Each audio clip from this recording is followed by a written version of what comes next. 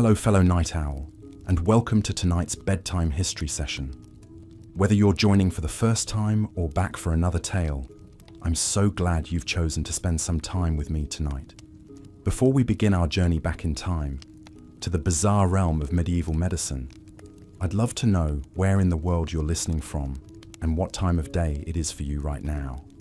We'd love to know where in the world our community of nocturnal historians reside.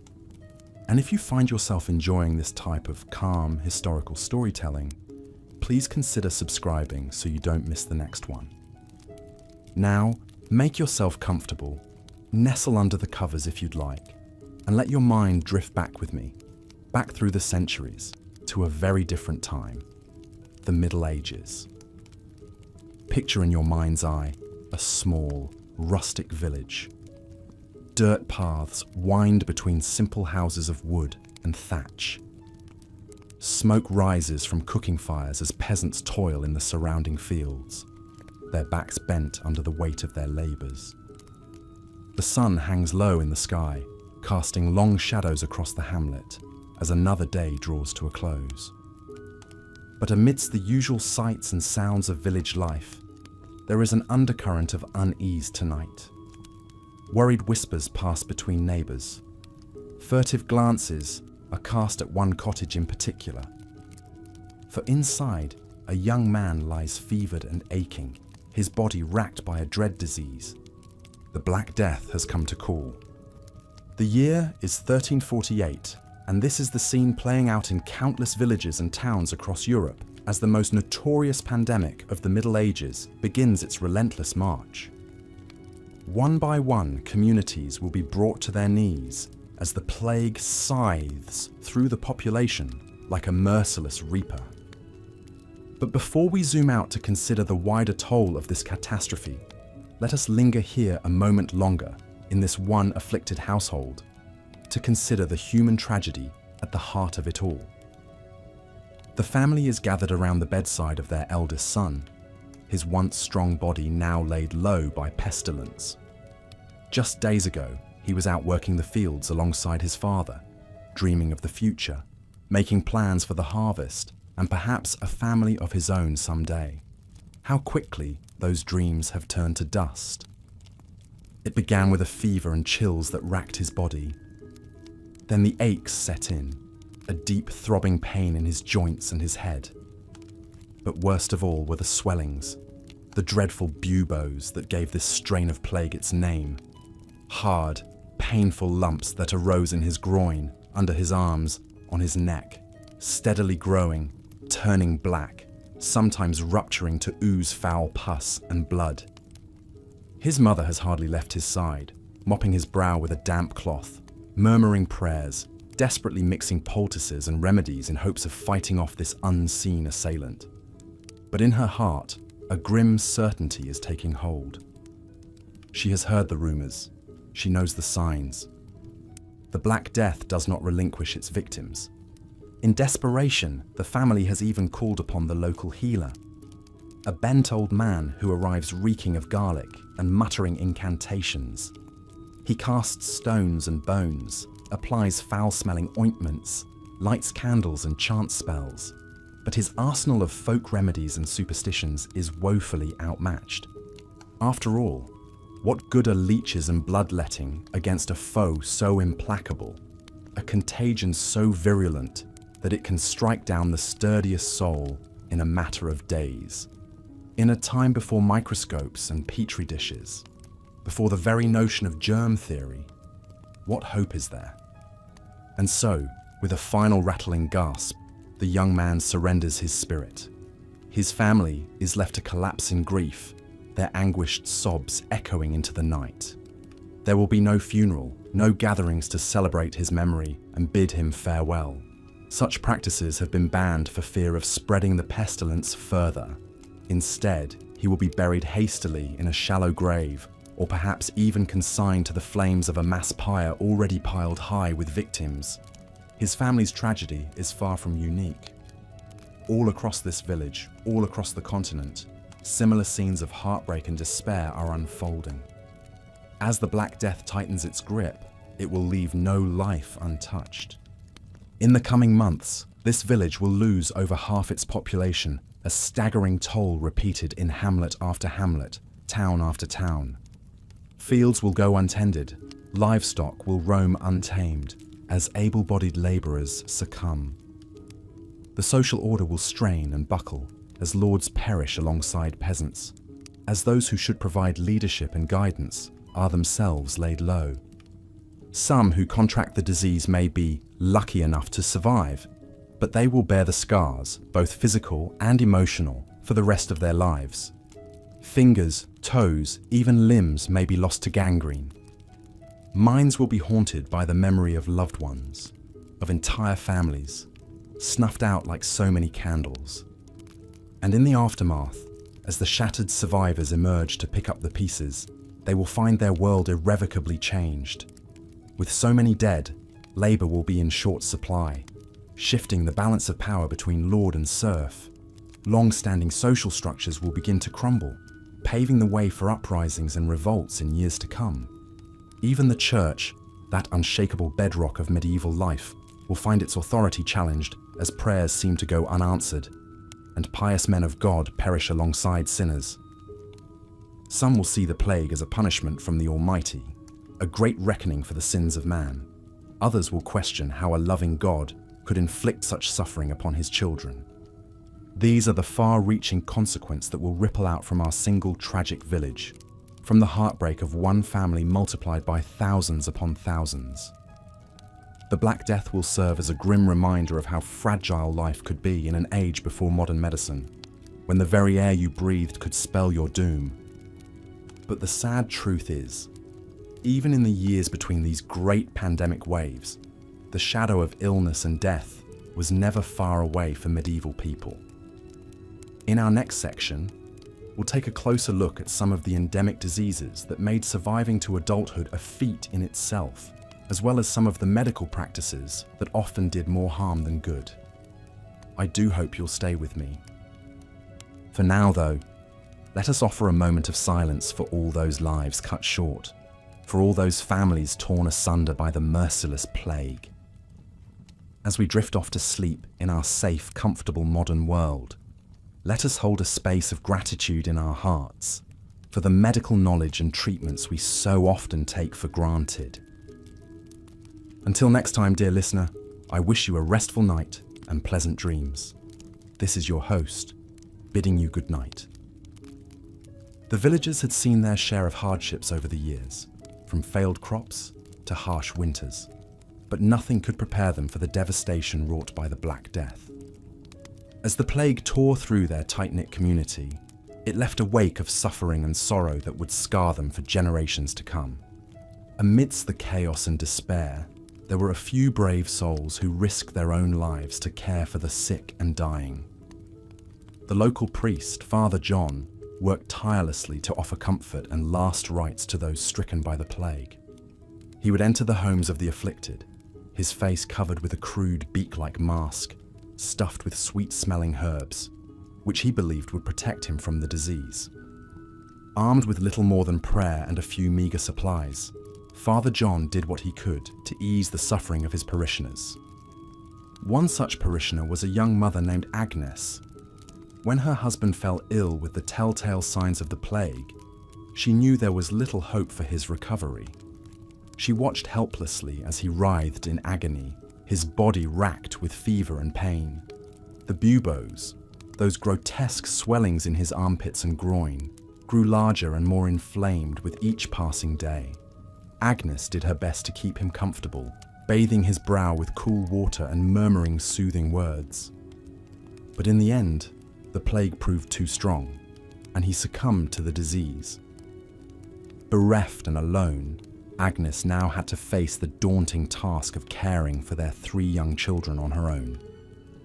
She worried constantly about keeping them safe from the illness that had claimed their father. The village was a shadow of its former self, with so many families shattered by loss. The once bustling market square now stood eerily quiet, as people feared to gather in crowds lest they catch the plague. As the death toll mounted, the local authorities grew increasingly desperate to contain the spread of the disease. They ordered the homes of the infected to be boarded up, with the sick and their families trapped inside to await their fate. Healthy villagers were instructed to stay indoors and avoid contact with their neighbours. But these measures did little to stem the tide of death and misery. Agnes lived in constant fear that the plague would claim her children as it had their father. She watched them closely for any sign of illness, her heart racing at the slightest cough or sniffle. The children, too young to fully understand the gravity of the situation, often begged to go outside and play with their friends. It broke Agnes's heart to have to keep them cooped up inside, but she knew it was for their own protection. One day, as Agnes was preparing a meagre meal of stale bread and thin gruel, she heard a knock at the door. Warily, she cracked it open to find Father John standing outside, his mask firmly in place. He told her that he had come to check on her and the children, and to offer what little comfort he could. Agnes hesitated for a moment, fearful of letting anyone into their home. But the kind look in the priest's eyes reassured her, and she stepped aside to let him enter. Father John sat with the family, offering prayers and words of encouragement. He listened patiently as Agnes poured out her grief and fear, his presence a balm to her troubled soul. When he took his leave, Agnes felt a glimmer of hope for the first time in weeks. She knew that the road ahead would be long and difficult, but she took strength from the knowledge that she was not alone. As the long, dark days of the plague dragged on, Agnes and her children clung to each other for support. They found small moments of joy where they could, playing quiet games and telling stories by candlelight. Agnes taught her children the importance of cleanliness, making sure they washed their hands and faces regularly. It was a small thing, but it gave her a sense of control in a world that seemed to have gone mad. Slowly, painfully, the village began to recover from the ravages of the Black Death. The sick were tended to as best as possible, and the dead were buried in mass graves outside the village walls. Those who survived emerged from their homes, blinking in the sunlight like moles coming up from their burrows. They grieved for those they had lost, but they also celebrated the fact that they had made it through the worst. For Agnes and her children, life would never be the same. They would always carry the scars of the plague with them, both physical and emotional. But they had each other, and that was enough. As they picked up the pieces of their shattered lives, they did so with a newfound appreciation for the simple joys of each day. A warm meal, a gentle hug, a soft bed to sleep in at night. These were the things that mattered most. As the years passed, the memory of the Black Death began to fade, like a bad dream slowly losing its grip. The village slowly rebuilt itself, stone by stone and family by family. New babies were born, old wounds healed, and life went on. But for those who had lived through the plague, the spectre of illness and death was never far from their thoughts. They knew all too well how fragile life could be, and how quickly it could be snatched away. In a world without modern medicine, where the simplest scratch could turn deadly, they learned to cherish each moment as if it were their last. They told stories of the loved ones they had lost, keeping their memories alive even as their bodies returned to dust. And so, as the sun set over the medieval village, casting long shadows across the fields and lanes, the survivors of the Black Death settled in for another night. They drew their loved ones close, whispered prayers of gratitude and protection, and drifted off to sleep. Their dreams haunted by the ghosts of the past, but their hearts full of hope for the future. For they knew that even in the darkest of times, there was always a glimmer of light to be found. Whether it was the kindness of a neighbor, the love of a family member, or the simple beauty of a sunset, these were the things that made life worth living. And as long as they had each other, they knew they could face whatever challenges lay ahead, one day at a time. The story of Agnes and her family is just one of countless tales of resilience and perseverance in the face of unimaginable adversity. Throughout the Middle Ages, people from all walks of life found themselves confronted with the constant threat of disease and death.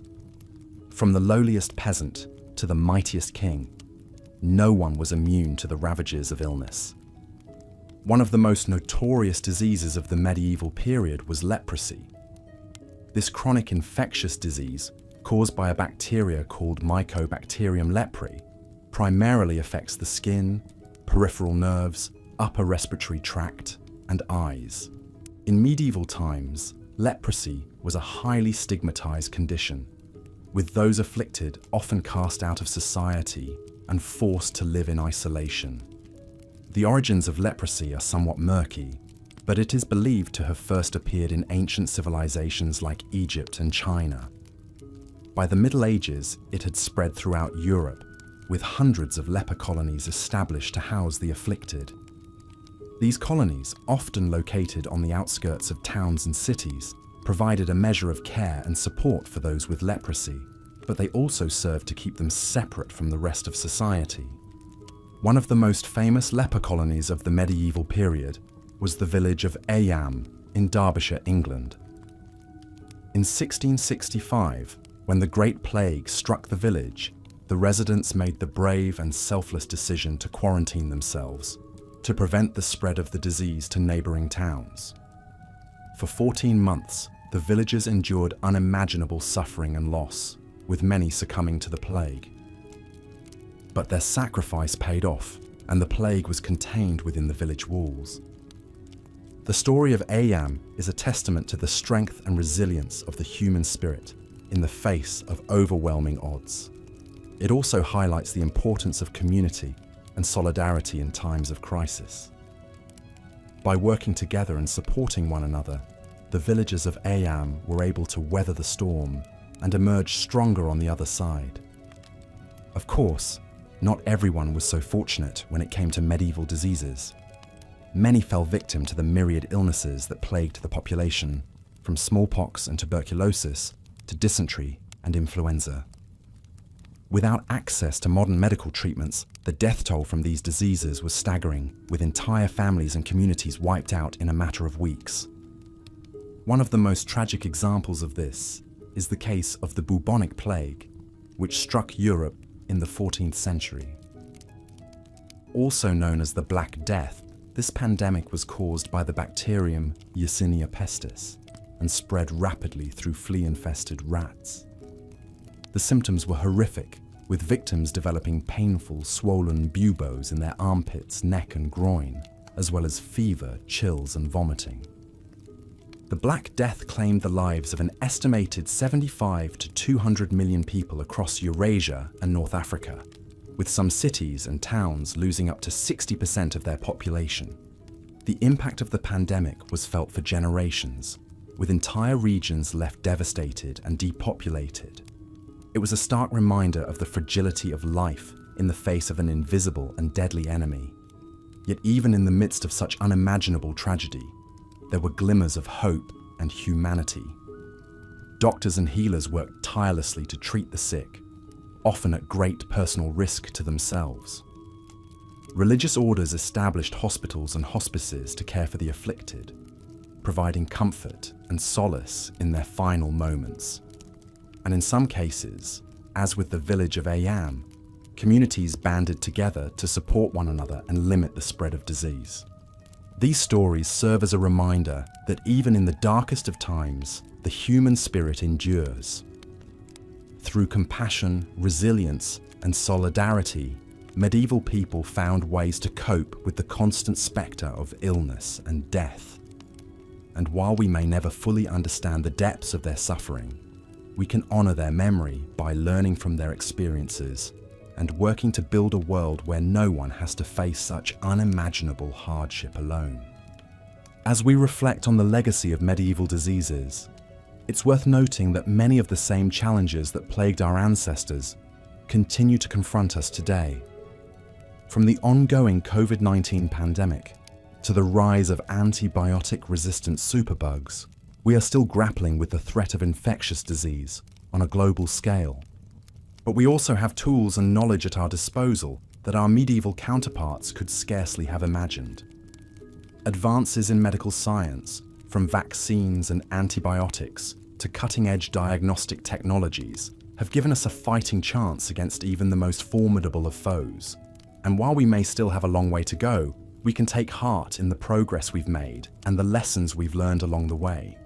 One of the most important of those lessons is the value of public health measures in preventing the spread of disease.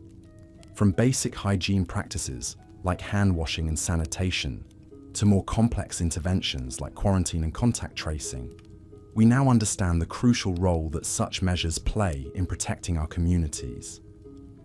We've also come to appreciate the importance of scientific research and collaboration in developing new treatments and therapies. The rapid development of COVID-19 vaccines, for example, is a testament to the power of international cooperation and innovative thinking in the face of a global crisis.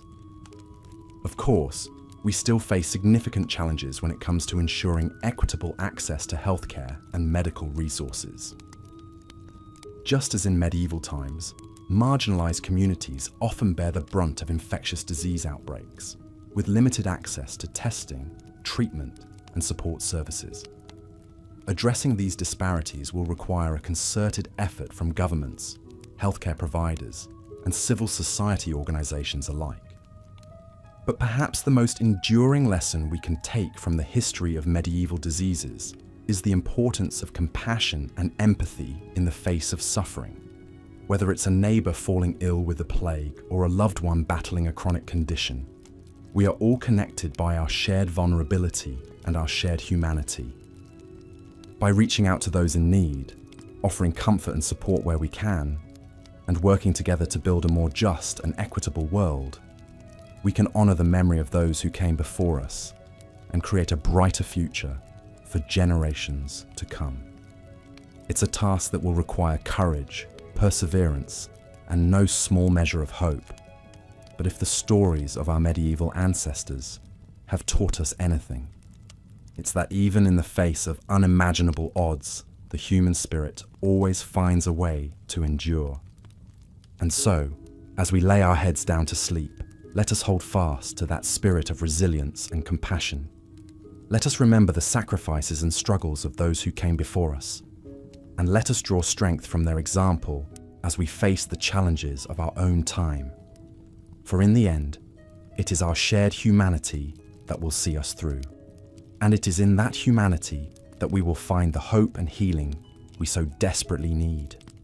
The flagellants marched through town, their bare backs bloody and raw from self-inflicted whippings. They believed that by punishing themselves, they could atone for the sins of mankind and persuade God to lift the plague from their lands. As they chanted and flailed, onlookers watched with a mix of reverence and unease. Some even joined in, desperate for any glimmer of hope in these dark times. But not everyone put their faith solely in divine intervention.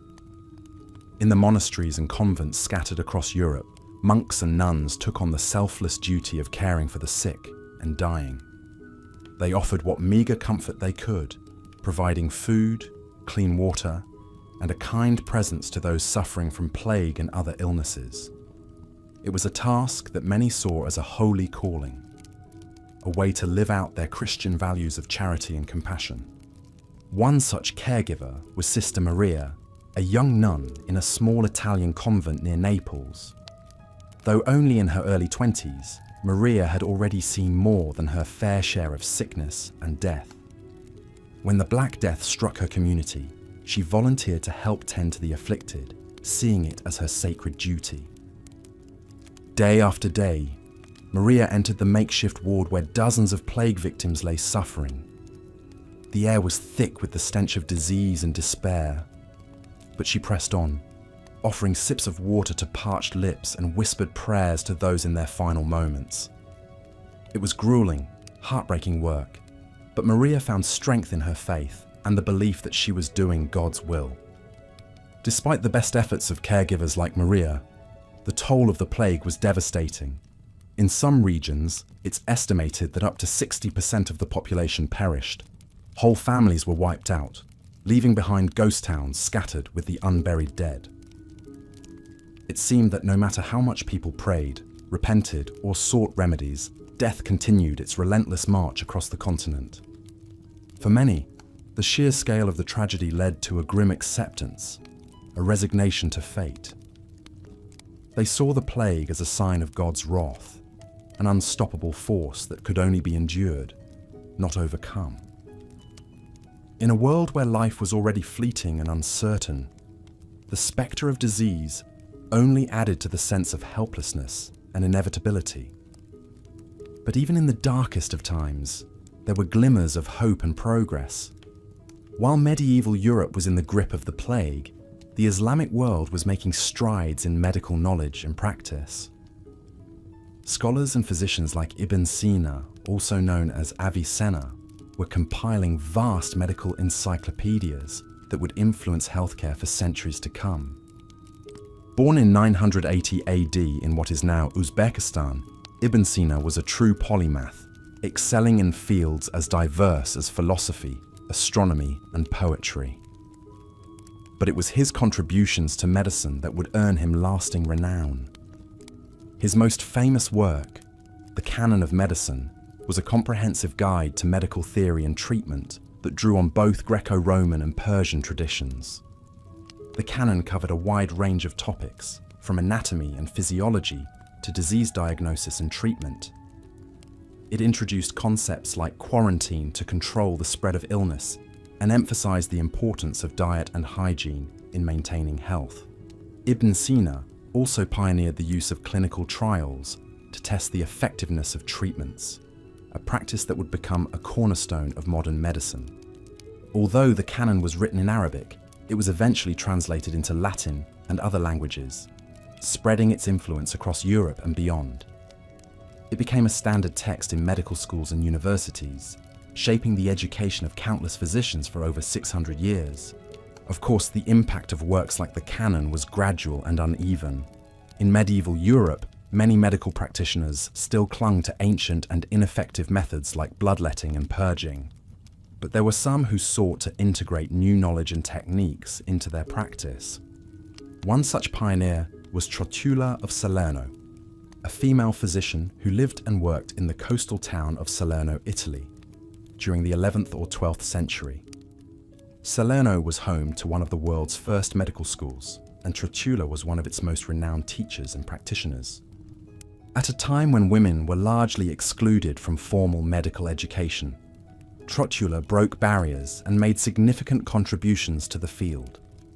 She wrote several influential texts on women's health issues, including gynecology, obstetrics, and cosmetics. Her works challenged prevailing notions about female physiology and offered practical advice for treating common ailments. Trotula's legacy extended far beyond her own lifetime. Her texts were widely circulated and translated, influencing medical practice across Europe for centuries. She became a symbol of the potential for women to excel in medicine and science, despite the many obstacles they faced. Stories like those of Ibn Sina and Trotula offer a reminder that even in the bleakest of times, there were individuals working to push the boundaries of knowledge and improve the human condition. Their efforts may have been overshadowed by the immense suffering of the era, but they helped lay the foundation for the medical advances that would come in later centuries. As we return to our plague-stricken village, years after the Black Death first reared its ugly head, we can see small signs of progress and resilience. The streets are a little cleaner, with gutters and rudimentary sanitation systems helping to control the spread of disease. Some of those who survived the initial onslaught have developed a degree of immunity, and they pass on their hard-earned wisdom to the next generation. Life is still hard, and illness still claims far too many lives. But there is a sense of cautious optimism, a belief that by working together and staying vigilant, the worst can be kept at bay. The memories of those lost to the plague are never far from mind, but they serve as a reminder of the preciousness and fragility of life. Looking back from our modern vantage point, it's easy to see how far we've come in the fight against disease. Advances in medical science, technology, and public health have transformed our ability to prevent, diagnose, and treat illness. We have vaccines to protect against once deadly scourges like smallpox and antibiotics to combat infections that used to be a death sentence. Yet we also know that our work is far from finished. New diseases continue to emerge, old ones evolve and resurge, and access to quality healthcare remains uneven across the globe. The COVID-19 pandemic has served as a stark reminder of how vulnerable we still are to the whims of nature and how much we depend on each other for survival and well-being. In that sense, perhaps we are not so different from our medieval ancestors. We may have more knowledge and tools at our disposal, but we still face the same fundamental challenges: how to protect ourselves and our loved ones from harm, how to find meaning and purpose in the face of adversity, and how to build a world that is kinder, safer, and more just for all. As we drift off to sleep, let us hold fast to the lessons of history, the stories of those who came before us, who faced unimaginable hardships and found the strength to carry on. Let us honor their memory by continuing the work of building a better future, one in which no one has to face the terror of illness and death alone. And let us never forget the power of compassion, the importance of caring for one another, even in the darkest of times. For it is in those moments of shared humanity that we find the light that guides us through the storm. So rest now and dream of a world where we all look out for each other, where healing and hope are always within reach. As the barber surgeon made his way through the winding streets of the town, his sharp eyes darted from person to person, searching for signs of illness or injury that might require his services. He was a tall, lean man with a thick beard and a well-worn leather satchel slung over his shoulder. Inside, an array of gleaming blades, saws, and other implements clinked together with each step. The townsfolk eyed him warily as he passed by, some even crossing themselves or muttering prayers under their breath. They knew all too well the pain and suffering that could come at the hands of a man like him. But in times of desperation, when a loved one lay dying of fever or a festering wound, they had little choice but to turn to the barber surgeon. He finally came to a stop outside a small, thatched roof cottage on the outskirts of town. A woman with a haggard face and red-rimmed eyes stood in the doorway, wringing her hands anxiously. "Please, sir," she begged, "my husband. He's been struck down with a terrible ailment. Can you help him?" The barber surgeon simply nodded and followed her inside. The cottage was dark and cramped, with a low ceiling and a dirt floor. In the corner, on a straw mattress, lay the woman's husband. He was ghostly pale, his skin slick with sweat, and his breathing labored. The surgeon set down his satchel and began to examine the man, feeling his forehead for fever and checking his pulse. He frowned as he lifted the man's shirt, revealing a large, swollen lump in his armpit. A bubo, the telltale sign of the dreaded bubonic plague. "I'm afraid it's the pestilence," he said grimly, turning to the wife. "There's not much I can do, but I can try to ease his suffering." He reached into his bag and withdrew a sharp blade and a cup. With deft movements, he lanced the bubo, sending a stream of foul-smelling pus flowing out. The man groaned in agony, but the surgeon paid him no mind. He then placed the cup over the wound and lit a small fire underneath, hoping to draw out the bad humours.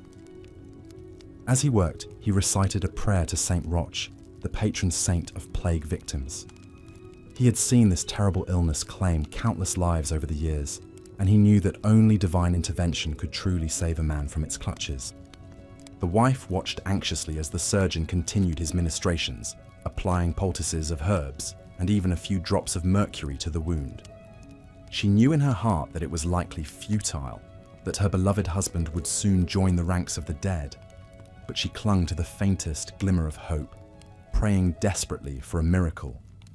Finally, the surgeon stood up and wiped his bloody hands on a rag. "I've done all I can," he said solemnly. "Now it's in God's hands." He packed up his tools and left a few meager supplies with the wife before taking his leave. As he stepped out into the street, he couldn't help but feel a sense of helplessness wash over him. For all his knowledge and skill, there was still so much about the workings of the human body and the nature of disease that eluded him. He knew he was not alone in this frustration.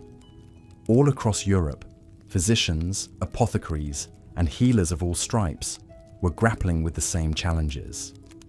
They pored over ancient texts and debated theories of medicine, seeking desperately for some key to unlocking the secrets of health and illness. But for now, the barber surgeon could only continue on his rounds, offering what meager aid and comfort he could to the suffering masses. He sent up a silent prayer for the stricken man and his family, hoping against hope that they might be spared the worst of the pestilence's ravages. As he walked on through the town, he couldn't shake the sense of unease that seemed to hang over everything like a black pall. It was as if the very air itself was tainted with sickness and death. He knew that the plague was far from the only scourge that threatened the lives of the people in these dark times. There were so many other illnesses that constantly stalked the land, striking down young and old alike with brutal efficiency. Dysentery, typhoid fever, smallpox, tuberculosis. Their names were spoken in fearful whispers by those who had seen their loved ones succumb to their terrible grip. The barber surgeon had witnessed it all firsthand, the retching and bleeding of dysentery victims, their bodies wasted away to mere skeletons, the high, raging fevers and delirium of those stricken with typhoid, the oozing, pustulent sores that covered the faces of smallpox sufferers, the racking coughs and bloody sputum of consumptives slowly drowning in their own lungs. It seemed at times as if the very fabric of society was being unraveled by the relentless onslaught of these diseases. Families were torn apart, whole villages decimated, the ranks of the dead swelling with each passing day. And yet, life went on, as it always had. The fields still needed to be tilled, the livestock tended, the daily rituals of existence carried out even in the face of such overwhelming sorrow and loss. The people clung to their faith, to the small moments of joy and love that sustained them through the darkest of times. As the barber surgeon made his way back to his humble abode on the edge of town, he couldn't help but reflect on the strange duality of his profession. He was both revered and reviled by the common folk, seen as a bearer of both healing and suffering. In truth, he knew that the remedies and treatments he offered were often little more than guesswork and superstition, passed down from master to apprentice over the generations. The humoral theory that guided so much of medieval medicine, with its emphasis on balancing the body's 4 vital fluids, seemed increasingly inadequate in the face of the complex realities of disease. And yet, he also knew that his role went far beyond the mere physical ministrations he provided. In a world where life was so precarious, so fraught with uncertainty and danger, he served as a beacon of hope and comfort to those in despair. He thought of all the hands he had held as they slipped from this mortal coil, all the brows he had soothed with cool cloths and gentle words, all the prayers he had whispered over the dying in their final moments. It was a heavy burden to bear, but one he shouldered willingly. For in the end, what else could he do but offer what little solace and succor he could to his fellow man in their time of greatest need? In a world so full of darkness and suffering, it was the smallest acts of kindness and compassion that shone the brightest. As he reached his doorstep and stepped inside, the barber surgeon sent up one final prayer for the souls of all those who had fallen victim to the merciless ravages of disease. "May they find peace in the hereafter," he whispered, "and may those left behind find the strength to carry on in their absence." And with that, he closed his eyes and let the weariness of the day wash over him, knowing that tomorrow would bring fresh challenges and fresh sorrows, but also, perhaps, the faintest glimmer of hope amidst the gathering gloom. As the barber surgeon made his way through the winding streets of the town, his reputation preceded him. Whispers followed in his wake. Some sang his praises as a skilled healer, while others murmured darkly of patients who had met grisly fates under his knife. The truth, as ever, likely lay somewhere in between. He cut an imposing figure as he strode into the market square, his leather apron stained with the telltale signs of his trade. At his side hung an array of gleaming blades, saws, and other implements, whose purposes were best left to the imagination. The locals eyed him warily, unsure whether to approach or keep their distance. But approach they did, for what choice did they have? In a world where even a simple cut could fester and lead to a slow, agonizing demise, the services of a barber surgeon were always in high demand. And so, a queue began to form, the townsfolk lining up to place their lives and well-being in the hands of this enigmatic figure.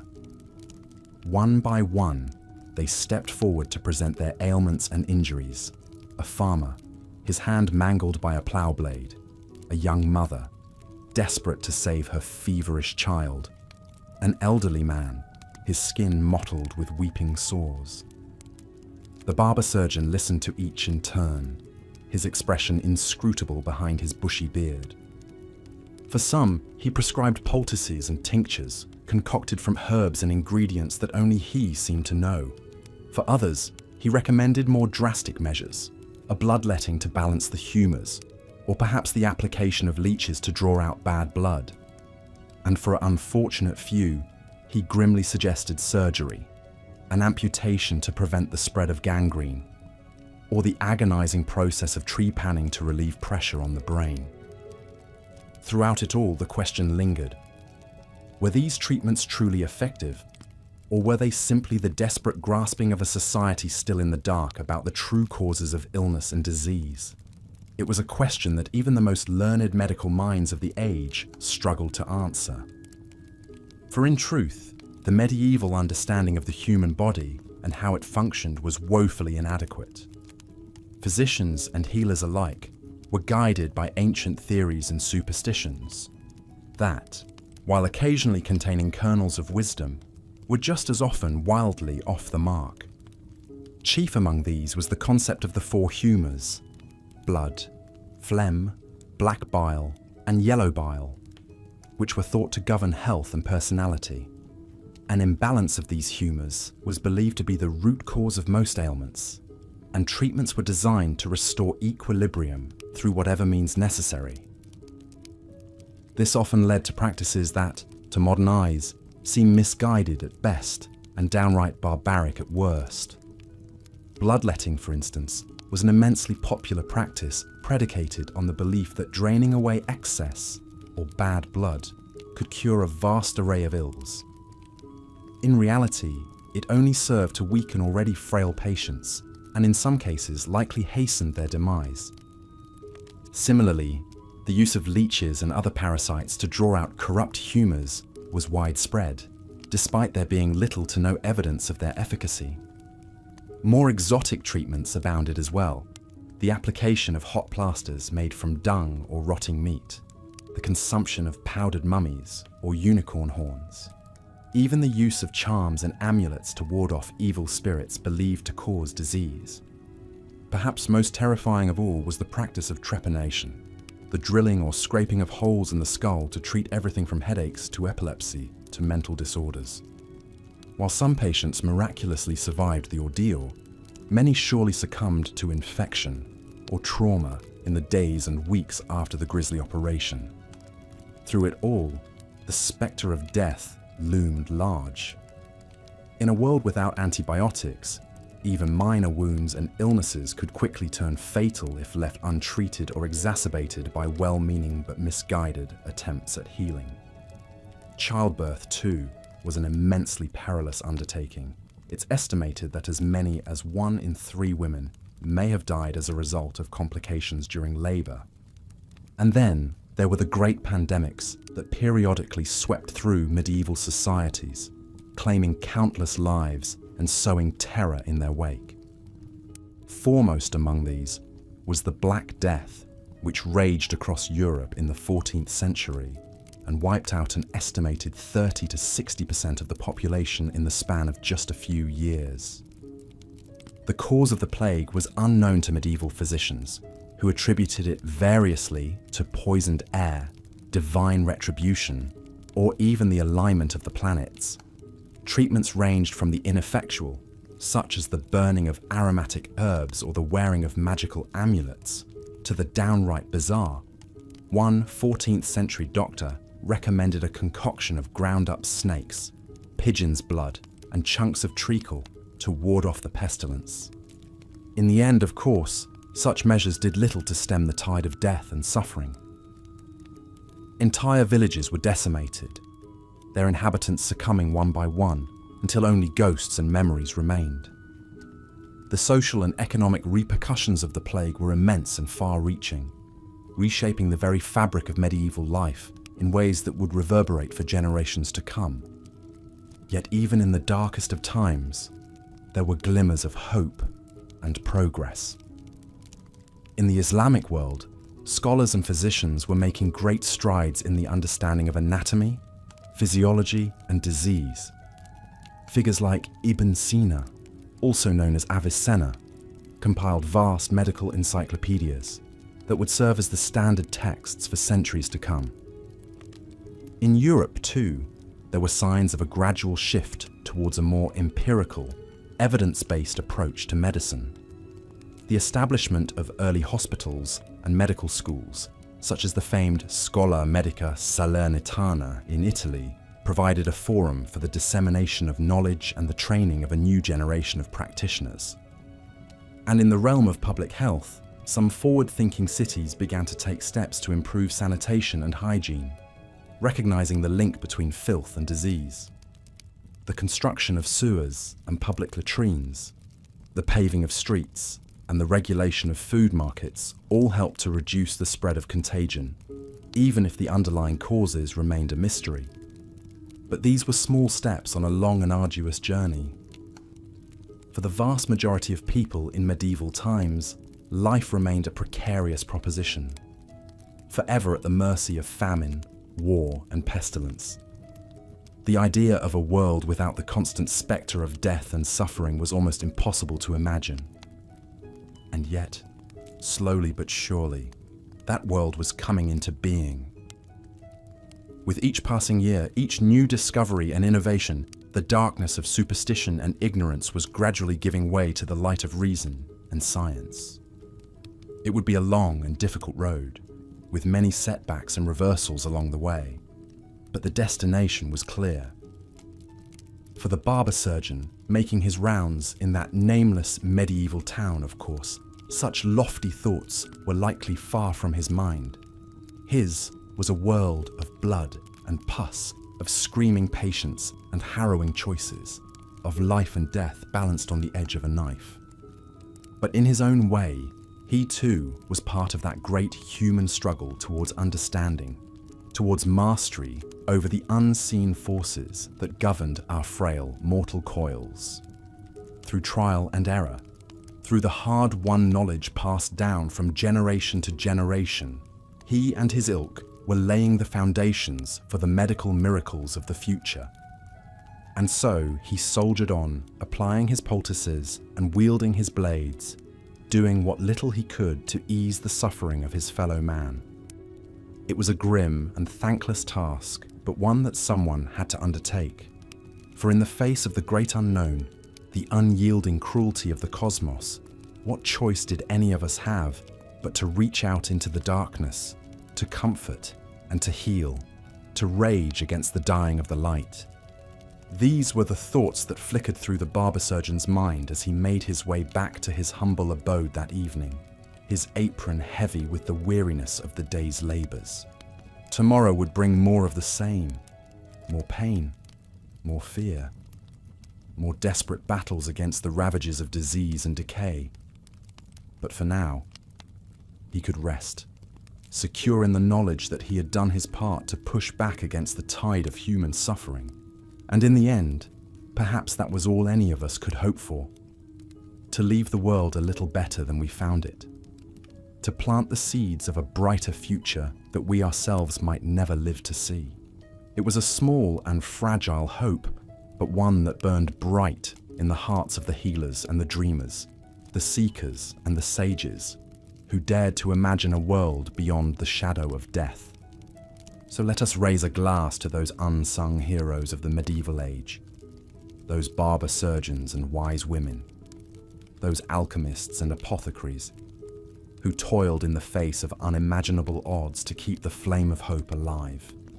Theirs was a legacy written in blood and sweat, in the anguished cries of the sick and the dying, but it was a legacy that echoed down through the centuries, paving the way for the marvels of modern medicine that we so often take for granted. And let us never forget the hard-won lessons of those dark and desperate times, the grim reminders of our own fragility and the preciousness of life. For in the end, we are all of us heirs to that great human struggle, that timeless quest to push back against the boundaries of our own mortality, to wrest meaning and purpose from the jaws of oblivion. It is a struggle that continues to this day, in the gleaming halls of hospitals and research labs, in the quiet determination of doctors and nurses, in the indomitable spirit of patients and their loved ones. And though the road ahead may be long and fraught with peril, we can take solace in the knowledge that we do not walk it alone, that we are part of a great and noble lineage, stretching back to the very dawn of civilization. So let us press on, armed with the hard-won wisdom of the ages, guided by the light of reason and compassion, ever striving towards that shining city on the hill, that world where the spectre of death and suffering holds no sway, where every child born has the chance to live a life of dignity and purpose, free from the ravages of disease and despair. It is a world that may always hover just out of reach, a dream that may never be fully realized. But it is a dream worth fighting for, a dream worth living for, a dream that has sustained our species through the darkest of nights and the coldest of winters. And so we carry on, you and I, the living and the dead, the dreamers and the healers, the barber surgeons and the plague doctors, all of us bound together by that great and terrible beauty that is the human condition. May we never lose sight of that beauty, even in the midst of darkness and despair. May we never cease to strive for that better world, that kinder world, that world where love and light reign supreme. For in the end, that is all we have, the love we share, the light we kindle, the dreams we dare to dream. It is a fragile and fleeting thing, this gift of life, but it is ours to cherish and to hold, to nurture and to defend. And so let us go forth, you and I, into that great unknown, armed with the courage of our convictions and the strength of our compassion. Let us rage against the dying of the light, now and always, for as long as there is breath in our bodies and hope in our hearts. Let us remember the barber surgeon and his kind, those brave and broken souls who came before us, who fought the good fight even in the face of overwhelming odds. And let us honor their memory by picking up where they left off, by taking up the mantle of healing and hope, by daring to dream of a world beyond the shadow of death. It is a long and winding road that stretches out before us, a road paved with tears and laughter, with sorrow and joy, with pain and beauty beyond measure. But it is our road to walk, our story to tell, our legacy to leave. So let us walk it together, hand in hand, heart to heart, now and always, even unto the ends of the earth.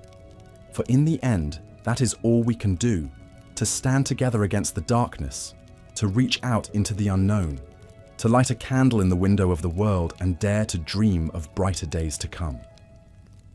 As the barber surgeon continued his journey from town to town, he carried with him a variety of instruments and techniques that were commonplace in medieval medicine. His toolkit included razors for bloodletting, leeches for drawing out bad humours, and even crude drills for trepanning. The practice of boring holes into the skull to relieve pressure or release evil spirits. While these treatments may seem barbaric or misguided to us today, they were widely accepted and even respected in the Middle Ages. The prevailing belief was that illness resulted from an imbalance of the 4 bodily fluids, or humours: blood, phlegm, black bile, and yellow bile. Bleeding a patient, sometimes excessively, was thought to restore this delicate balance and promote healing. The barber surgeon, though often untrained and illiterate, held a position of some esteem in medieval society. In addition to performing medical procedures, he also took on the roles of dentist, embalmer, and even barber, hence the title. However, the lack of formal education and reliance on tradition rather than science meant that these medical practitioners often did more harm than good. Take, for example, the story of a young woman suffering from a high fever and severe abdominal pain. The local barber surgeon was called to her bedside, where he promptly diagnosed an excess of black bile. He proceeded to slice open a vein and drain copious amounts of blood, leaving the patient weak and delirious. When her condition failed to improve, he resorted to applying hot poultices to her stomach, which only served to intensify her agony. Sadly, this woman's tale was not uncommon in the Middle Ages. Many patients suffered needlessly at the hands of well-intentioned but misguided healers who lacked a true understanding of the human body and the causes of disease. Some even met their untimely demise as a direct result of the treatments inflicted upon them. It's important to note, however, that not all medical care in the medieval period was provided by barber surgeons. Monasteries often served as centres of healing, with monks and nuns tending to the sick and infirm as part of their religious duties. These monastic infirmaries offered a place of rest and comfort for the afflicted, even if the treatments they provided were not much more effective than those of the barber surgeons. Apothecaries, too, played a role in medieval healthcare. These early pharmacists compounded herbal remedies and dispensed them to patients, often working in conjunction with physicians. While some of the herbs used, like fennel and mint, did have genuine medicinal properties, others were based on superstition or folklore. Mandrake root, for instance, was believed to cure everything from impotence to demonic possession, despite being highly toxic. One of the most enduring and misguided beliefs in medieval medicine was the miasma theory, which held that disease was spread by foul-smelling air. This led to practices like carrying sweet-smelling posies or wearing elaborate beak-like masks filled with aromatic herbs to ward off the bad air. While these measures did little to prevent the spread of illness, they were widely adopted during times of plague and pestilence.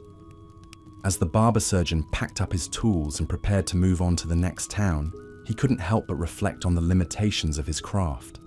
Despite his best efforts, he knew that many of his patients would not survive their illnesses. It was a sobering reality of life in the Middle Ages, where death was always close at hand. But even in the face of such grim prospects, the barber surgeon and his contemporaries soldiered on, doing what they could to ease suffering and prolong life. They may have been misguided in their methods, but their intentions were often pure.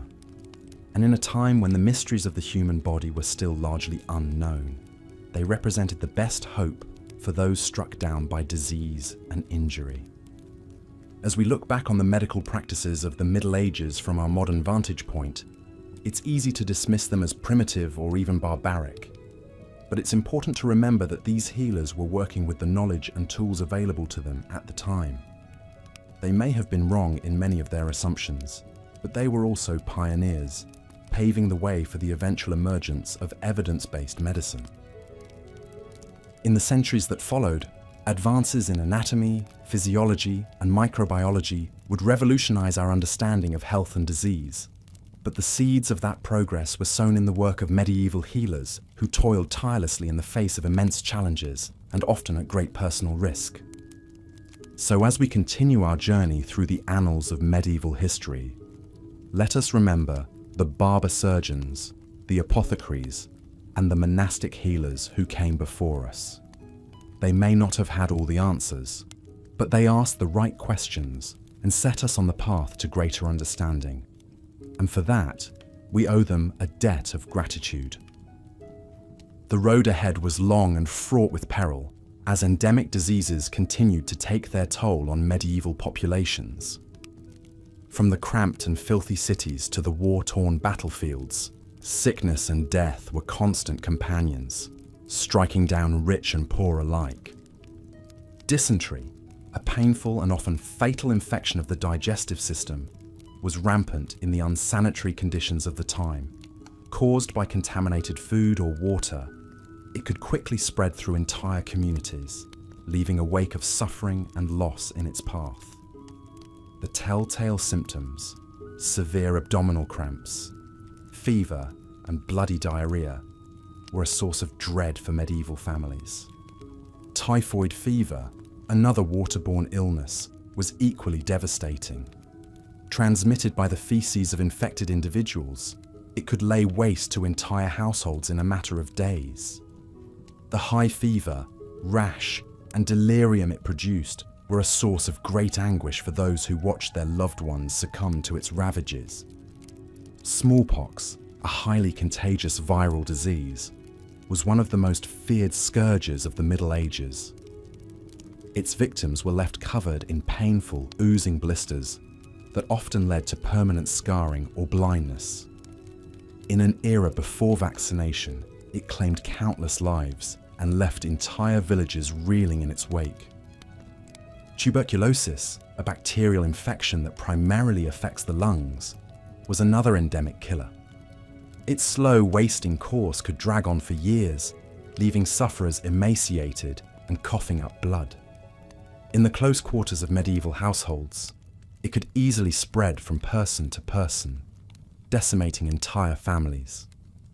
The impact of these diseases was felt at every level of society, from the lowliest peasant to the highest king.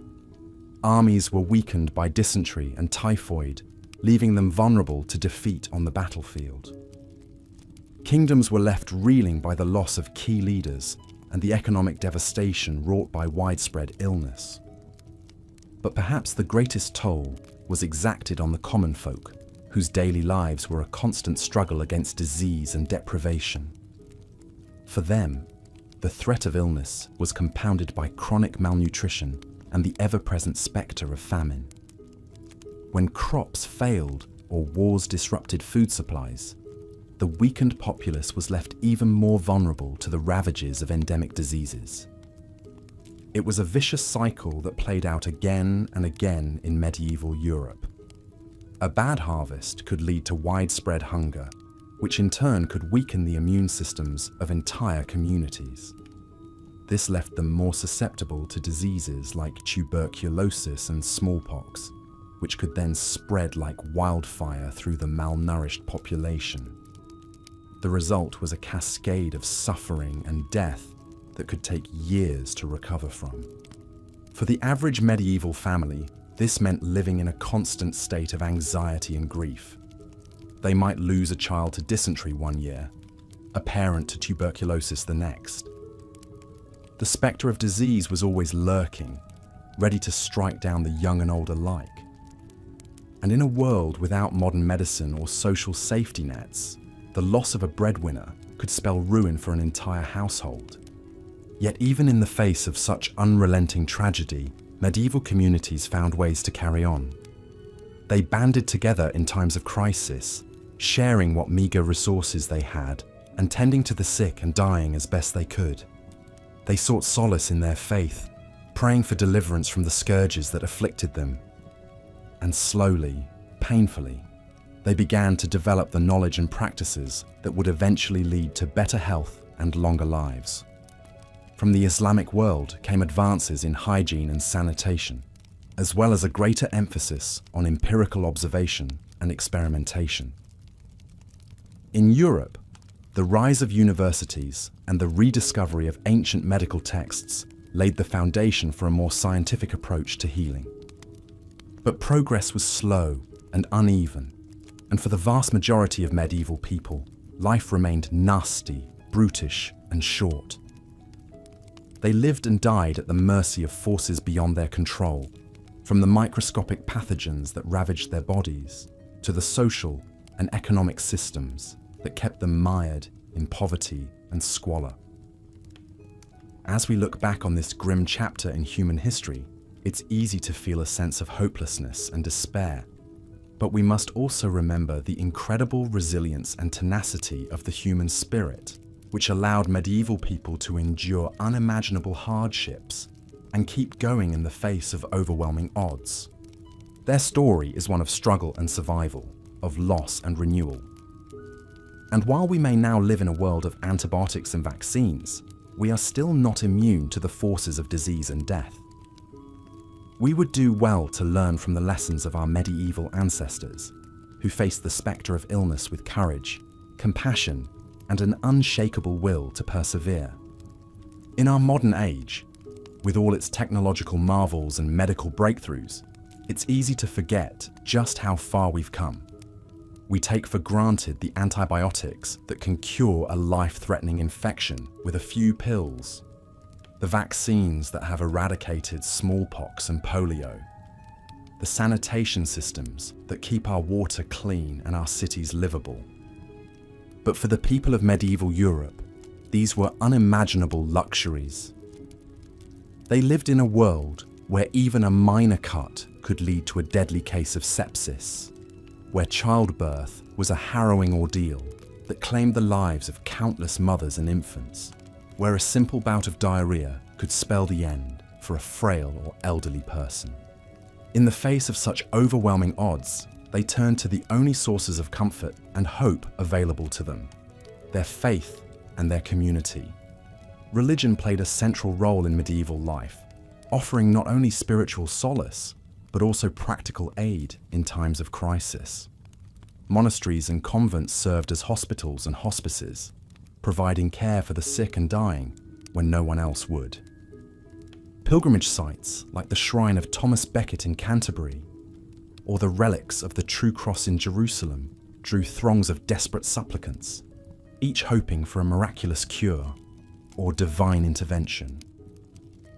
The power of prayer and faith healing may seem like mere superstition to modern minds, but for medieval people, they were a vital lifeline in a world where medicine had little to offer.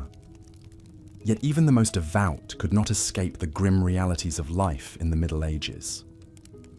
When the Black Death struck in the 14th century, claiming up to half the population of Europe, many saw it as a punishment from God for the sins of humanity. Some resorted to extreme acts of penance, like the flagellants who roamed the countryside, whipping themselves into a bloody frenzy as a way to atone for their transgressions. Others sought scapegoats for the calamity, lashing out at marginalized groups like Jews and lepers, who were often blamed for spreading disease. The persecution of witches, which reached its peak in the early modern period, had its roots in the fear and superstition of the Middle Ages, when any misfortune could be attributed to the work of malevolent spells and demonic influence. Against this backdrop of religious fervor and existential dread, there were some glimmers of hope and progress. The Islamic world, with its advanced system of hospitals and emphasis on empirical observation, made significant strides in medical knowledge during the Middle Ages. Scholars like Ibn Sina, known in the West as Avicenna, and Al-Razi, Rhazes, made groundbreaking contributions to the understanding of anatomy, physiology, and disease. In Europe, the establishment of medical schools like the one in Salerno, Italy, marked a tentative step towards a more scientific approach to healing. Here, students learned not only from ancient texts, but also from hands-on experience with patients, dissecting cadavers to gain a better understanding of the human body. Yet even these early pioneers were limited by the prevailing beliefs and superstitions of their time. The theory of the four humours, which held that health was a balance of blood, phlegm, yellow bile, and black bile, remained dominant throughout the Middle Ages and beyond. Treatments like bloodletting and purging were still widely practiced, even as some began to question their efficacy. Herbal remedies, too, were a mainstay of medieval medicine, with monks and nuns cultivating extensive gardens of medicinal plants. Some of these, like foxglove, used to treat heart conditions, and willow bark, a natural source of aspirin, have since been validated by modern science. Others, like the belief in the healing power of unicorn horns and powdered mummies, have been consigned to the dustbin of history. As we sift through the medical lore of the Middle Ages, it's tempting to dismiss it all as mere quackery and superstition. But to do so would be to ignore the very real suffering and courage of the people who lived and died in that time. They may not have had the knowledge or tools we have today, but they faced the spectre of illness and death with a fortitude and resilience that is truly humbling. In their stories, we can find echoes of our own struggles and triumphs. We may no longer fear the Black Death or rely on leeches and bloodletting, but we still grapple with the challenges of disease, the limits of our knowledge, and the ever-present reality of our own mortality. As we look to the future of medicine, with its promise of gene therapies and personalized treatments, we would do well to remember the hard-won lessons of the past. We stand on the shoulders of giants, from the barber surgeons and apothecaries of the Middle Ages to the scientists and physicians of today. Their legacy is one of perseverance in the face of adversity, of hope in the darkest of times. It is a reminder that even in the midst of suffering and loss, the human spirit endures, ever seeking new ways to heal, to comfort, and to carry on. So let us honor the memory of those who came before us, and let us strive to build upon their work with compassion, humility, and an unwavering commitment to the alleviation of human suffering.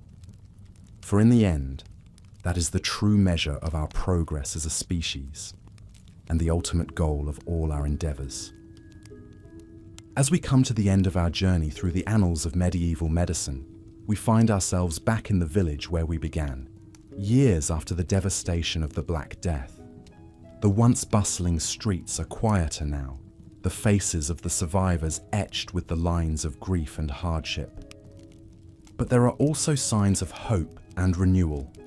The local lord, having lost his own family to the plague, has ordered the construction of a new well and a system of gutters to carry away waste and rainwater. The monks at the nearby abbey have taken to burning aromatic herbs in the streets, hoping to purify the air and ward off miasmas. In the marketplace, a new apothecary has set up shop, offering an array of tonics and tinctures made from exotic spices and locally grown herbs. He claims to have studied with the great Ibn Sina himself, and his remedies are said to have saved many lives during the recent outbreak of dysentery. The barber surgeon, too, has adapted to the changing times. He now boasts a collection of finely crafted surgical instruments, imported from the great cities of Italy and the Islamic world. He has even taken on an apprentice, a bright young man with a keen eye and a steady hand. These may seem like small changes in the grand scheme of things, but they represent a glimmer of progress in a world that has known so much darkness.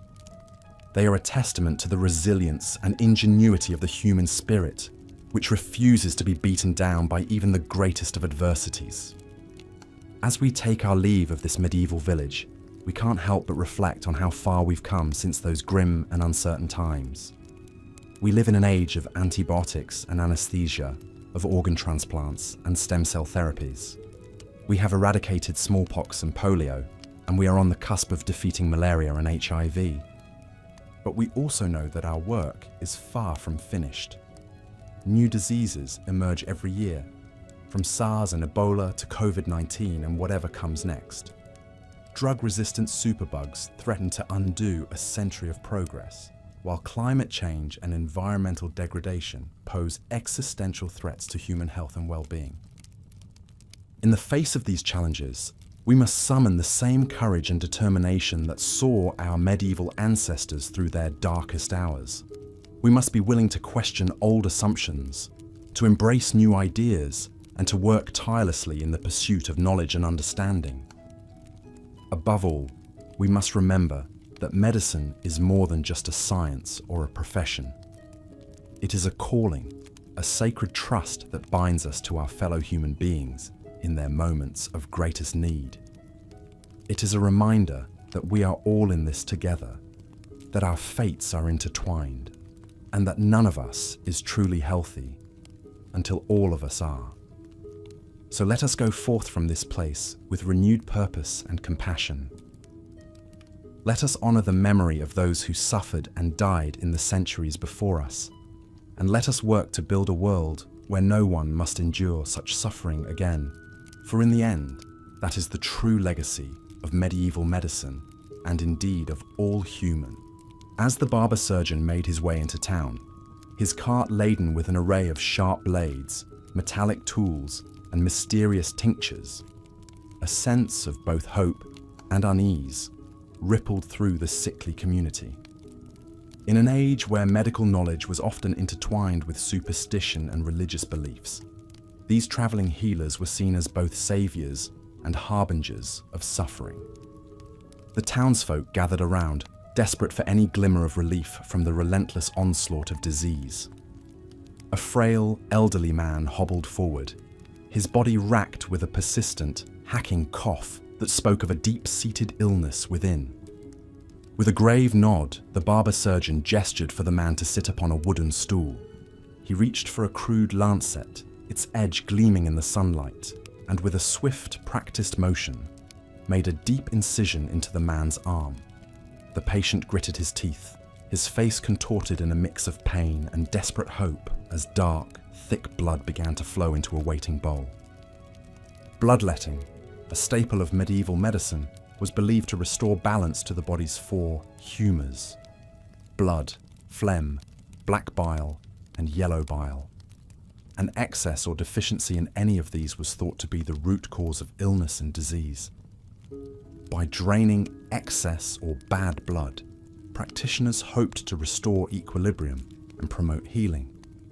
Yet, as we now know, this practice often did more harm than good, weakening already frail bodies and sometimes introducing new infections through unsanitary tools. The barber surgeon moved from patient to patient, his techniques varying but equally misguided. For a young boy suffering from a severe headache, he recommended trepanation, the drilling of a hole into the skull to release evil spirits believed to be the source of the pain. The child's mother watched in a mix of apprehension and desperate faith as the barber surgeon bore into her son's head with a crude hand drill, praying silently that this would bring relief. An elderly woman, her skin pocked with the telltale scars of smallpox, was prescribed a poultice of bread mold and vinegar to draw out the poisons. Though we now understand that certain molds contain antibiotic properties, the haphazard application and lack of understanding often rendered such treatments ineffective at best. As the day wore on, the barber surgeon's cart slowly emptied of its gruesome array of bloodied bowls and soiled rags. The town square buzzed with a mix of excitement and fear, some claiming to feel invigorated by their treatments, others already feeling the onset of new fevers and infections. In the coming days, some would recover, their resilient bodies fighting off illness despite the dubious interventions. Others would succumb, their weakened states exacerbated by the very treatments meant to heal them. Such was the precarious nature of life and death in the face of medieval medicine. As night fell, the barber surgeon packed up his wares and prepared to move on to the next town, leaving behind a trail of blood, hope, and sorrow. For the villagers, the spectre of illness remained an ever-present threat, their faith in God and the promise of relief through suffering their only solace in a world where the true causes of disease remained shrouded in mystery. Amidst the patchwork fields and dense primeval forests, another town came into view, its thatched roofs and dirt paths so similar to those just left behind. Here too, the familiar telltale signs of endemic diseases were etched upon the faces of the weary inhabitants. A young mother cradled her feverish child, the little one's face flushed and slick with sweat. The woman's own eyes were hollowed by exhaustion and grief, having already lost 2 children to the relentless grip of dysentery the previous summer. The child's belly was swollen and distended, racked with cramps, as the infection ravaged their small body. Nearby, an elderly man sat slumped against the wall of his small hovel, his breath rattling in his chest with each labored inhalation. The telltale bloody cough and wasting frame spoke to the consumption that had claimed so many lives, the disease we now know as tuberculosis. In the fields beyond, a group of labourers toiled under the hot sun, their bodies thin and weakened by the constant spectre of malnutrition. The meagre harvests and periodic famines left them vulnerable to the onslaught of illnesses, their immune systems compromised by the lack of nourishment. The people of this town, like so many others across the medieval world, lived in the constant shadow of death and disease. The names and faces might change from village to village, but the stories remained hauntingly similar. Lives cut short, families torn asunder, and communities struggling to carry on in the face of unrelenting tragedy. For the wealthy and powerful, there was some small measure of respite. Castles and fortified manors offered a degree of separation from the squalor and filth of the common folk, their inhabitants benefiting from slightly better nutrition and living conditions. Yet even they were not immune to the ravages of illness, as the periodomniprof, dysentery and disease among the royal courts of Europe could attest. In the monasteries and convents that dotted the landscape, a different kind of battle against illness was being waged. Here, the sick and dying were often tended to by monks and nuns, who saw it as their holy duty to offer comfort and care to the afflicted. The infirmaries of these religious institutions were often the closest thing to a hospital that many people would ever know. Herbal remedies and careful nursing provided some small measure of relief, even if the underlying causes of disease remained a mystery. Yet even within the cloistered walls of the monastery, the spectre of illness and death was never far away. Many a young novice fell victim to the same diseases that ravaged the outside world, their lives cut short before they could take their final vows. As the barber surgeon made his way into this new town, setting up his temporary stall in the market square, the cycle of hope and despair began anew. The people here, like those in countless other villages, were desperate for any glimmer of relief, any chance to stave off the grim reaper for a little while longer. And so they came, the sick and the suffering, the young and the old, placing their trust in the crude tools and unproven remedies of the travelling healer. Some would find a temporary respite from their ailments, their faith in the power of medicine bolstered for a time. Others, weakened by the very treatments meant to save them, would succumb to the ravages of infection and disease, their bodies added to the growing toll of medieval life. It was a never-ending dance of life and death, played out against the backdrop of a world still shrouded in the mysteries of the human body and the forces that sought to destroy it. As the barber surgeon packed up his cart once more, ready to move on to the next town, the cycle of hope and despair continued unabated. For the people of this village, as for so many others, the fight against illness and disease was a constant companion, a battle that would be waged for generations to come. The road stretched out ahead, a ribbon of dust and dirt winding its way through the lush green countryside. The barber surgeon urged his horse forward, the cart creaking and swaying with the weight of his tools and remedies.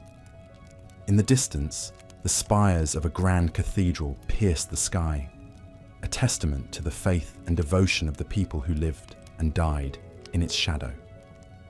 For many, The promise of salvation in the afterlife was the only comfort in a world so often filled with pain and suffering.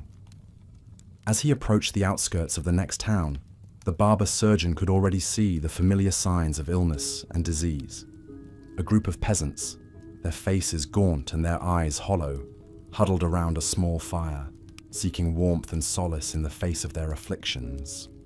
An old woman, her skin mottled with the telltale rash of typhoid fever, lay shivering on a bed of straw. Her family gathered around her in a vigil of prayer and helplessness. A young boy, his body racked with the convulsions of epilepsy, thrashed and moaned as his mother tried in vain to soothe him. These were the sights and sounds of medieval life, a world where the spectre of illness and death was never far away. For the people of this time, the promise of relief through prayer and pilgrimage, through holy relics and sacred rituals, was often the only hope they had. The barber surgeon set up his stall in the town square, his arrival greeted with a mix of hope and apprehension. The people here, like those in so many other places, were desperate for any chance at respite from their suffering, any glimmer of hope in a world so often filled with darkness. As the first patient took their place on the wooden bench, the barber surgeon reached for his tools, his mind already racing with the possible diagnoses and treatments. Was it an excess of black bile that needed to be purged? A demonic possession that required the application of holy water and prayer? He would do his best, applying the knowledge and skill passed down through generations of healers, even as the true causes of illness remained shrouded in mystery. In a world where the secrets of the human body were still locked away, where the microscopic agents of disease were yet unknown, he could only hope that his efforts would bring some small measure of relief to those who suffered. As the day wore on, and the patients came and went, the barber surgeon could not help but feel a sense of helplessness in the face of so much pain and suffering. For every life he saved, every ailment he managed to alleviate, there were countless others who slipped away, their bodies ravaged by forces beyond his understanding or control. Yet still, he persevered, driven by a sense of duty and a belief in the power of healing, no matter how limited or misguided it might be. In a world where life was so often cut short, where the spectre of death lurked around every corner, he would do what he could to ease the suffering of those who crossed his path. As the sun began to set over the medieval town, casting long shadows across the cobbled streets and thatched roofs, the barber surgeon packed up his tools and prepared to move on once more. The road ahead was long and uncertain, the challenges he would face as daunting as ever. But for now, he could take solace in the knowledge that he had made a difference, however small, in the lives of those he had treated. In a world so often filled with darkness and despair, that glimmer of hope and humanity was a precious thing indeed. As he drove his cart out of town, the barber surgeon could not help but reflect on the state of medicine in his time. The theories and practices that guided his work, handed down through generations of healers, seemed so inadequate in the face of the vast array of diseases and afflictions that plagued the people of the medieval world. The miasma theory, which held that disease was caused by foul-smelling air, still held sway among many practitioners. The belief that the alignment of the stars and planets could influence health and well-being was also widespread, leading some to seek the advice of astrologers and soothsayers in times of illness. Even the role of apothecaries, with their vast arrays of herbs, tinctures, and potions, was often more steeped in superstition than in any real understanding of the human body and its workings. The use of charms, amulets, and other mystical objects was commonplace, as people sought any means to ward off the ever-present threat of disease and death. And yet, amidst all the ignorance and misunderstanding, there were glimmers of progress and enlightenment. In the Islamic world, scholars like Ibn Sina were making great strides in the study of medicine, laying the foundations for a more scientific approach to healing. The establishment of medical schools, like the one in Salerno, Italy, was also a step in the right direction, providing a more formalized system of education and training for aspiring healers. The works of ancient physicians like Galen and Hippocrates were being rediscovered and studied anew, offering insights into the workings of the human body that had been lost for centuries. But for the barber surgeon, and for the vast majority of people living in the medieval world, these advances were still a long way off. The reality of their lives was one of constant struggle against the ravages of disease, of desperate hopes pinned on the skills of traveling healers and the power of prayer.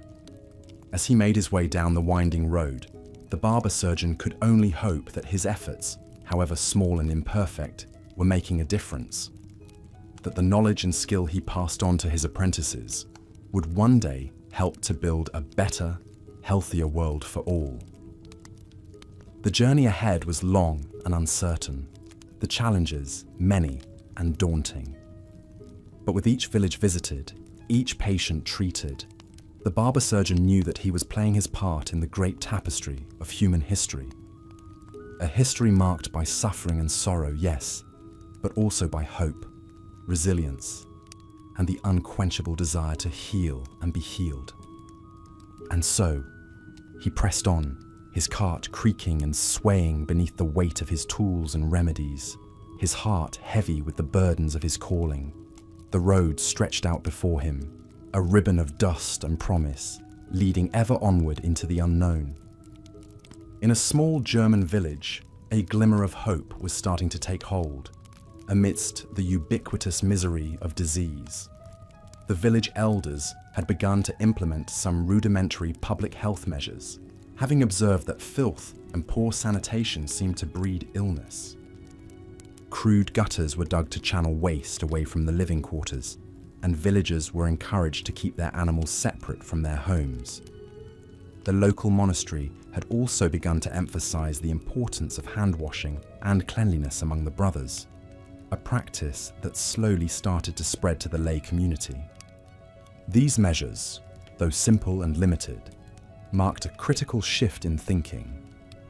Rather than solely relying on divine intervention or the mystical cures of traveling healers, the people of this village were starting to take practical steps to prevent the spread of disease. It was a small victory in the grand scheme of things, a tiny spark of light in the vast darkness of medieval ignorance and superstition. But it was a start, a foundation upon which future generations would slowly build. As the years passed and the barber surgeon continued his travels, he began to notice subtle changes in the villages he visited. More and more, he encountered communities that were starting to embrace basic hygiene and sanitation, their streets a little cleaner, their air a little less foul. It was a slow and halting progress, often met with resistance and skepticism from those who clung to the old ways. But it was progress nonetheless, a sign that the long and arduous journey towards a healthier, more enlightened world was finally beginning. For the barber surgeon himself, these changes brought a sense of both hope and melancholy. He could see the promise of a better future, a world where the scourge of disease might one day be tamed by the power of knowledge and reason, but he also knew that he would not live to see that future himself. His own journey was nearing its end, his body weakened by the many trials and hardships of his long and difficult life. As he looked back on his years of service, the countless lives he had touched, the suffering he had witnessed and tried to alleviate, he could not help but feel a sense of both pride and humility. He had done his best, given all that he had to the cause of healing, even in the face of overwhelming ignorance and despair. And now, as he prepared to pass on his knowledge and his tools to a new generation of healers, he could only hope that they would carry on his work, building upon the small but vital foundation he and others like him had laid. The road ahead was still long and uncertain, the challenges many and daunting. But with each passing year, each small victory against the darkness of disease, the world was slowly but surely moving towards a brighter, healthier future. And so, the barber surgeon, his journey at an end, could rest easy in the knowledge that he had played his part, however small, in the great and ongoing struggle for life and health in the face of the unknown. The scene fades, the clatter of the horse-drawn cart receding into the distance as we return to the present day.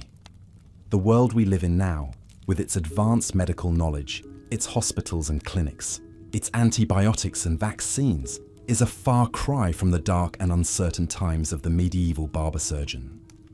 But as we reflect on how far we've come, it's important also to remember how much farther we still have to go. Even with all our modern advancements, disease and illness remain a constant threat, a reminder of our own fragility and the limits of our understanding. In many parts of the world, people still live and die in conditions not so different from those of the medieval peasant, their lives beset by poverty, malnutrition, and lack of access to basic healthcare. Even in the most developed nations, the spectre of pandemics, chronic illness, and health disparities looms large. And so, as we lay ourselves down to sleep, our minds filled with the images and stories of a distant and difficult past, let us not forget the challenges that still lie ahead. The journey towards a world of true health and well-being for all is far from over, and it will take the efforts and dedication of countless healers, researchers, and everyday people to see it through. But just as the medieval barber surgeon found hope and purpose in his calling, despite the overwhelming odds, so too can we find strength and inspiration in the knowledge that we are part of a great and ongoing struggle. A struggle to ease suffering, to promote understanding, and to build a better, healthier world. The barber surgeon's arrival brought a mix of hope and apprehension to the town. On one hand, people were desperate for any kind of medical aid in the face of so much suffering and loss. The mere presence of someone claiming to have healing skills boosted morale. Yet there was also an undercurrent of unease. Barber surgeons had a reputation for causing more harm than good with their crude and painful treatments. As the barber surgeon set up his makeshift practice in the town square, a queue of townsfolk quickly formed, each waiting their turn to be seen. Many were there out of sheer desperation, willing to try anything to ease their loved one's suffering. Others sought treatment for more mundane complaints, like toothaches or persistent headaches. Little did they know, even routine procedures could be deadly in the hands of an untrained medieval practitioner. The barber surgeon worked with swift, practiced motions, his razor-sharp blades flashing in the sunlight. One of his favoured treatments was bloodletting, the practice of draining excess or bad blood from the body in an attempt to restore balance. He claimed it could cure everything from fevers to melancholy. In reality, it only weakened the already frail and ill, sometimes sending them into shock from blood loss. Other times, the barber surgeon would reach for his jar of leashes, believing that the worm-like creatures could suck out disease. He would apply them to a patient's skin and wait for them to engorge themselves on blood. Removing the leeches often caused further bleeding and left patients with painful, itchy wounds. It's no wonder that many people feared a visit to the barber surgeon more than the ailments themselves. For those suffering from mental afflictions, the barber surgeon might attempt trepanation, the practice of drilling holes into the skull. The belief was that this would release evil spirits or alleviate pressure on the brain. In actuality, it often led to infection, brain damage, and death. It's a stark reminder of just how little was understood about the workings of the human body and mind in medieval times. Despite the barbaric nature of these treatments, the barber surgeon was often the only option for people who fell ill. Trained physicians were rare and typically only served the wealthy elite. Monasteries offered some care for the sick, but they were often overwhelmed and under-equipped. For most people, the choice was either to suffer in silence or take their chances with a local healer, no matter how dangerous or misguided their methods might be. As word of the barber surgeon's presence spread, more and more desperate townsfolk arrived seeking his services. Some walked away feeling relieved, convinced that the painful treatments had done some good. Others weren't so lucky. Over the coming days and weeks, Many of those who had been bled or leeched took a turn for the worse, growing weaker and more feverish. For some, a visit to the barber surgeon would be their last. It's a grim reminder of the harsh realities of life in the Middle Ages, in a time when even a simple cut could lead to a deadly infection, and when diseases like the plague could wipe out entire communities. People were willing to try anything for a chance at survival. The barber surgeon, with his crude tools and misguided theories, offered a glimmer of hope in a world full of fear and suffering. Yet the sad truth is that more often than not, medieval medicine did more harm than good. Without a clear understanding of the causes of disease, healers were working blindly, guessing at cures, and often making matters worse. It would be centuries before the scientific method and evidence-based medicine began to replace superstition and tradition. In the meantime, countless lives were lost to treatable illnesses and well-meaning but ultimately deadly treatments. As the barber surgeon packed up his tools and moved on to the next town, the village was left to deal with the aftermath of his visit. Some would recover from their crude treatments and count themselves lucky. Others would succumb to infection or blood loss, leaving behind grieving families and a sense of helplessness. It was a scene that played out again and again across medieval Europe, a testament to the incredible resilience of the human spirit in the face of unimaginable adversity. For those who lived through it, the spectre of illness and death was a constant companion. It shaped every aspect of medieval life, from religious beliefs to social structures.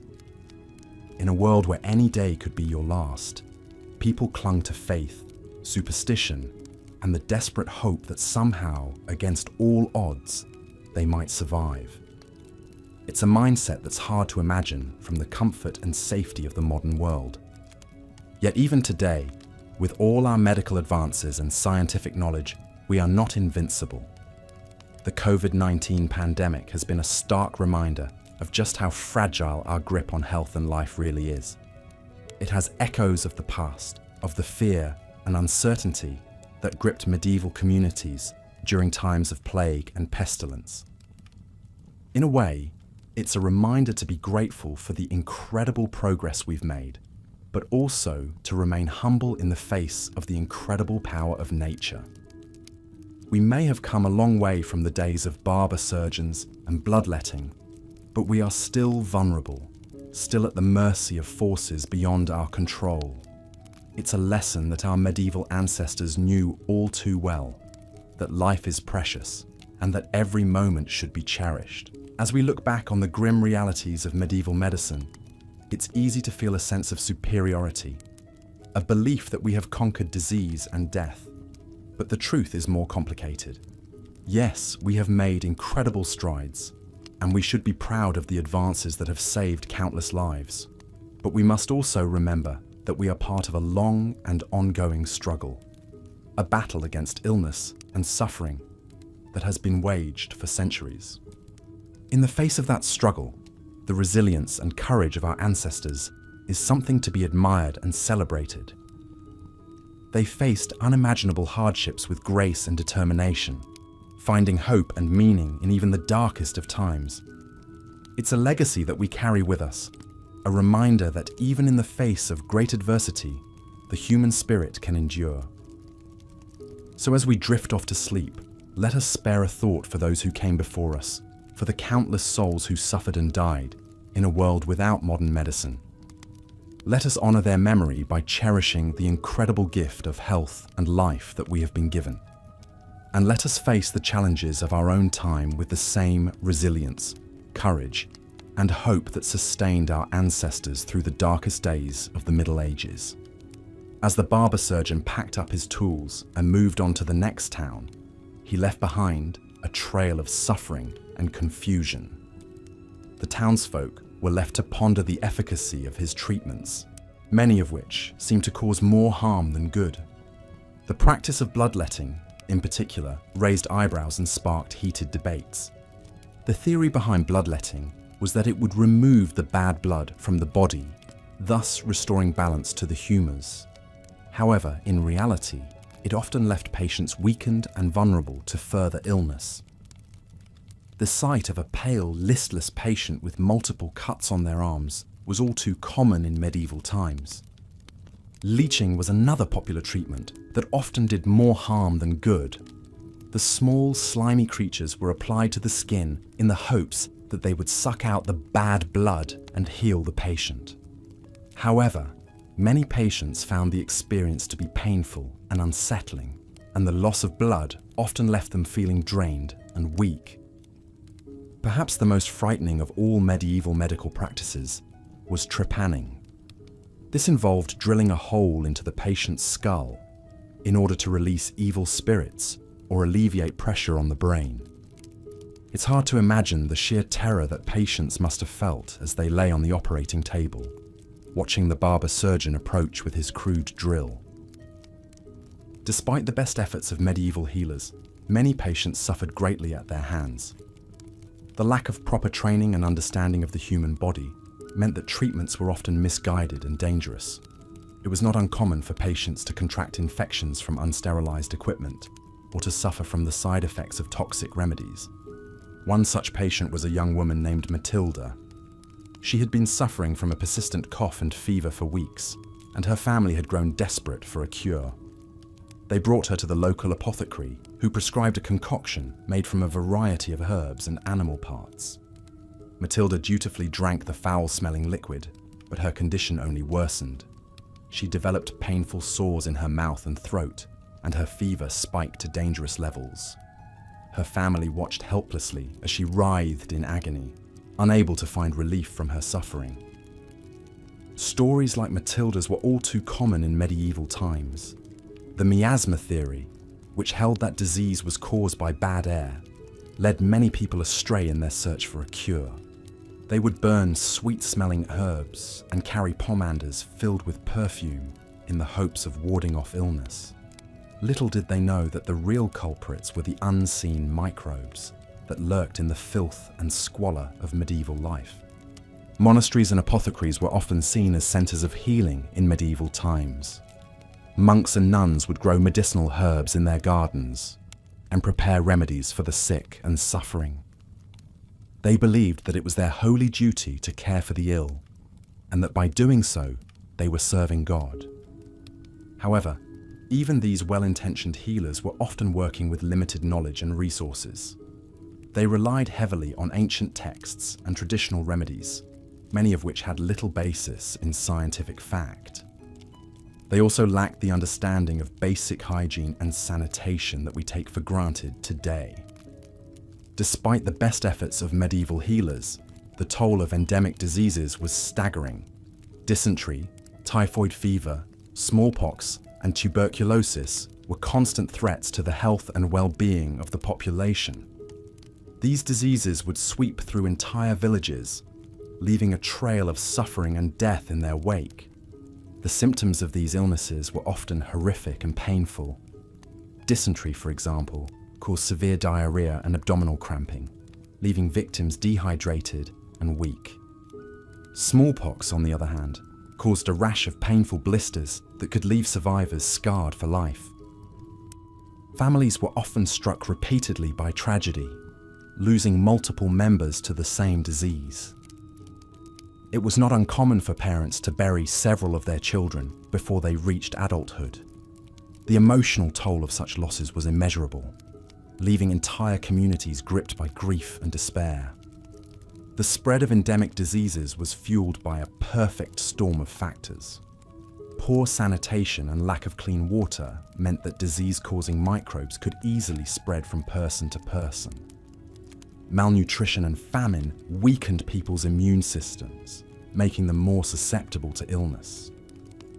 And the close quarters of medieval life, with multiple families often sharing the same small living spaces, meant that diseases could quickly spread through entire households.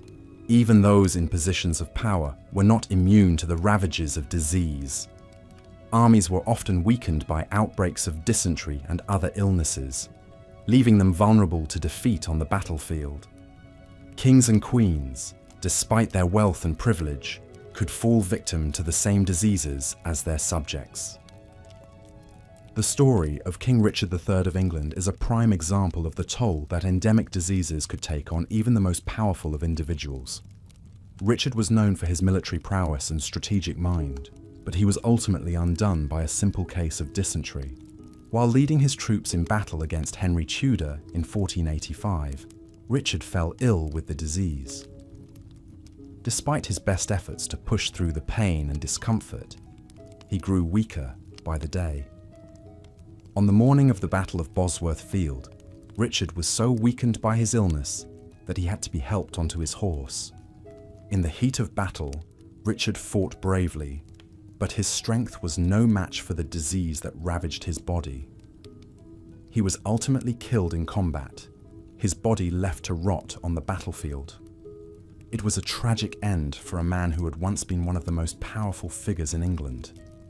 The story of Richard III is just one of many examples of how endemic diseases could strike down even the most powerful and influential individuals in medieval society. No one was immune to the ravages of illness, and the constant threat of disease cast a long shadow over daily life. In the face of such overwhelming odds, it's no wonder that many people turned to religion and superstition for comfort and guidance. The power of prayer and holy relics was seen as a last resort for those who had exhausted all other options. People would make pilgrimages to holy sites in the hopes of finding a cure for their ailments, or would carry talismans and amulets to ward off evil spirits.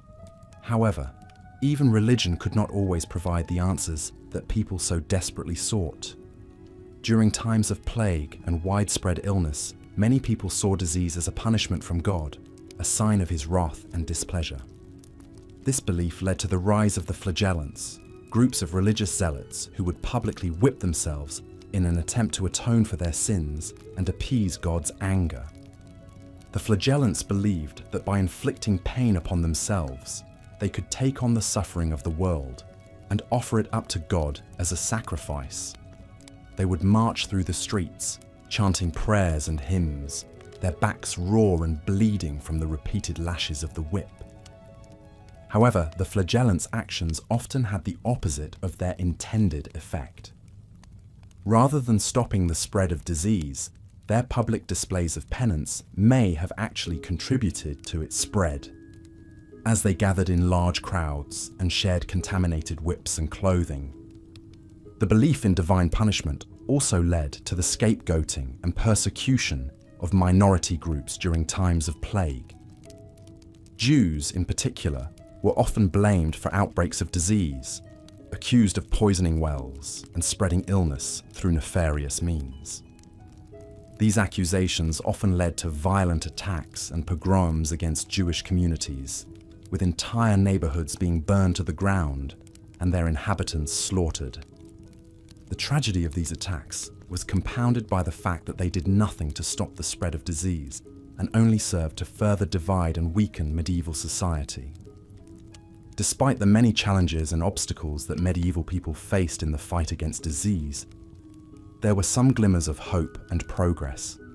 In the Islamic world, scholars like Ibn Sina were making important advances in medicine, building on the knowledge of ancient Greek and Roman texts to develop new treatments and understandings of the human body. Ibn Sina's Canon of Medicine, written in the 11th century, became a standard text in medical schools across the Islamic world and beyond. It contained detailed descriptions of diseases and their treatments, as well as insights into anatomy, physiology, and pharmacology. In Europe, the establishment of medical schools like the one in Salerno, Italy, marked an important step forward in the professionalization of medicine. These schools trained a new generation of doctors and surgeons who were equipped with the latest knowledge and techniques for treating illness and injury. However, even with these advances, the practice of medicine in medieval times was still primitive by modern standards. Many treatments were based on superstition and folklore rather than scientific evidence. And even the most skilled doctors were limited by the tools and technologies available to them. Despite these limitations, there were some success stories in medieval medicine. Herbal remedies, in particular, could be effective in treating a range of ailments, from digestive issues to skin conditions. And the establishment of early hospitals, often attached to monasteries or religious orders, provided a place for the sick and injured to receive care and comfort in their time of need. As we return to our plague-stricken village, years after the barber surgeon's visit, we see some signs of progress and hope amidst the sorrow and despair. The streets are cleaner now, with gutters and public sanitation systems in place to help control waste and disease spread. Those who have survived the plague have learned hard lessons about the importance of hygiene and cleanliness. They keep their homes swept and their water sources protected, knowing that these small actions can make a big difference in the fight against illness.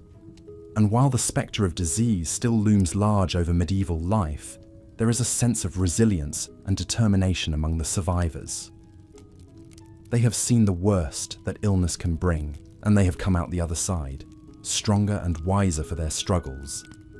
Looking back from our modern vantage point, it's easy to see how far we've come in the fight against disease. With the advent of vaccines, antibiotics, and other medical advances, we have tools at our disposal that would have been unimaginable to our medieval ancestors. However, we also know that the battle against illness is far from over. New diseases emerge every year, and old ones continue to evolve and adapt. We must remain vigilant and dedicated in our efforts to combat these threats, learning from the hard-won lessons of the past. As we reflect on the story of disease in medieval times, we are reminded of the fragility of life and the importance of cherishing the time we have with those we love. We may not face the same challenges as our ancestors did, but we can still learn from their strength, their resilience, and their unwavering determination to survive and thrive in the face of adversity. And so, as we drift off to sleep, our minds filled with the stories of medieval life, we can take comfort in the knowledge that we are part of a long and ongoing human struggle against disease and suffering. It is a struggle that has shaped our history and our very nature as a species, and one that will continue to define us for generations to come. As the barber surgeon made his way into town, his cart laden with an array of instruments and tonics, he was greeted by a mixture of hope and apprehension from the locals. In an age where medical knowledge was limited and often misguided, these travelling healers were seen as both saviours and harbingers of doom. The townsfolk gathered around, desperate for any relief from the myriad of ailments that plagued their daily lives. The barber surgeon set up his makeshift clinic in the town square, unfurling a banner promising cures for everything from toothaches to the dreaded buboes of the Black Death. He laid out his tools, a collection of razor-sharp blades, crude pliers, and a variety of potions and poultices. The sight was enough to make even the bravest soul quiver with fear. One by one, the sick and injured lined up to seek the barber surgeon's aid. A young boy, his face twisted in agony, was first. The child's mother explained that he had been suffering from a terrible fever and chills for days. Without hesitation, the barber surgeon reached for his fleam, a small, pointed blade used for bloodletting. "The bad humours must be released from the body," he proclaimed as he made a quick incision on the boy's arm, allowing the blood to flow freely. The boy whimpered in pain, but his mother held him still, hoping that this ancient practice would somehow cure her son. As the day wore on, the barber surgeon treated a variety of ailments using methods that would make a modern doctor cringe. He yanked out rotten teeth with his bare hands, poured boiling oil into open wounds, and even performed the occasional trepanation, drilling a hole into the skull to release evil spirits. Yet for all his efforts, the barber surgeon's treatments often did more harm than good. Many of his patients left his clinic in worse condition than when they arrived, their bodies weakened by blood loss and infection. Some wouldn't survive the ordeal, succumbing to the very illnesses they sought to cure. It was a reflection of the state of medicine in the Middle Ages, a time when superstition and ignorance reigned supreme. The miasma theory, which held that disease was caused by foul odours, led people to carry aromatic herbs and spices to ward off illness. The belief that sickness was a punishment from God drove many to seek solace in prayer and pilgrimage rather than practical treatments. Even the most well-intentioned healers of the time, such as the monks and nuns, who tended to the sick in their monasteries, were limited by their lack of understanding of the human body and the true causes of disease. They relied on ancient texts and folklore to guide their treatments, often with tragic results. The apothecaries, with their vast collections of herbs and spices, were seen as the pharmacists of their day. They dispensed remedies for everything from headaches to heart trouble, but their concoctions were often little more than placebos, or, at worst, poison. Without any regulation or standardization, the quality and safety of their medicines varied wildly. As the barber surgeon packed up his tools and moved on to the next town, the villagers were left to ponder their fate. Some would recover from their illnesses, their bodies somehow finding the strength to fight off infection and disease. Others would not be so lucky, their lives cut short by the cruel hand of medieval medicine. For the vast majority of people in the Middle Ages, falling ill was a terrifying prospect. With no real understanding of how diseases spread or how to effectively treat them, they were at the mercy of chance and the dubious skills of the healers of the time. It was a world where a simple cut could turn deadly, where a fever could signal the end of a life. And yet, even in the midst of such darkness, there were glimmers of hope. In the Islamic world, scholars like Ibn Sina were making groundbreaking discoveries in anatomy and physiology, laying the foundation for modern medicine. In Europe, the establishment of early medical schools, like the one in Salerno, Italy, hinted at a brighter future. But for the common folk of the Middle Ages, these advances were still centuries away. They lived and died by the old ways, their lives a constant battle against the unseen forces of disease and decay. It was a time when getting sick meant facing the very real possibility of death, a fate that seemed almost inevitable in a world so full of danger and uncertainty. As we look back on this dark chapter in human history, we can't help but feel a sense of gratitude for the medical knowledge and resources we have today.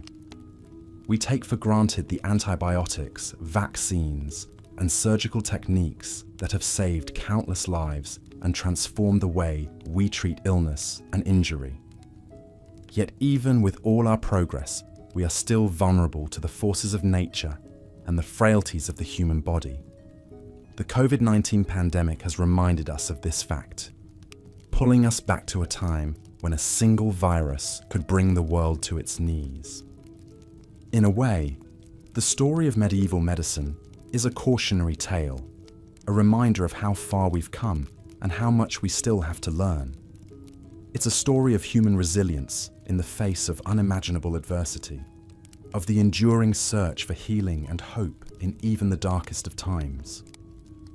As we drift off to sleep, let us dream of a future where the scourges of disease and suffering are nothing more than distant memories, where the wisdom of the past combines with the knowledge of the present to create a world of health and harmony. For in the end, the story of medicine is the story of us all, a tale of trial and error, of tragedy and triumph, of the unending quest to unlock the mysteries of life itself. In the heart of the bustling city of Isfahan, located in what is now modern-day Iran, a renowned scholar pored over ancient medical texts late into the night. The flickering candlelight illuminated the stacks of parchment and vellum, casting dancing shadows on the walls of his study. This was no ordinary man, but the great polymath Ibn Sina, known to the West as Avicenna.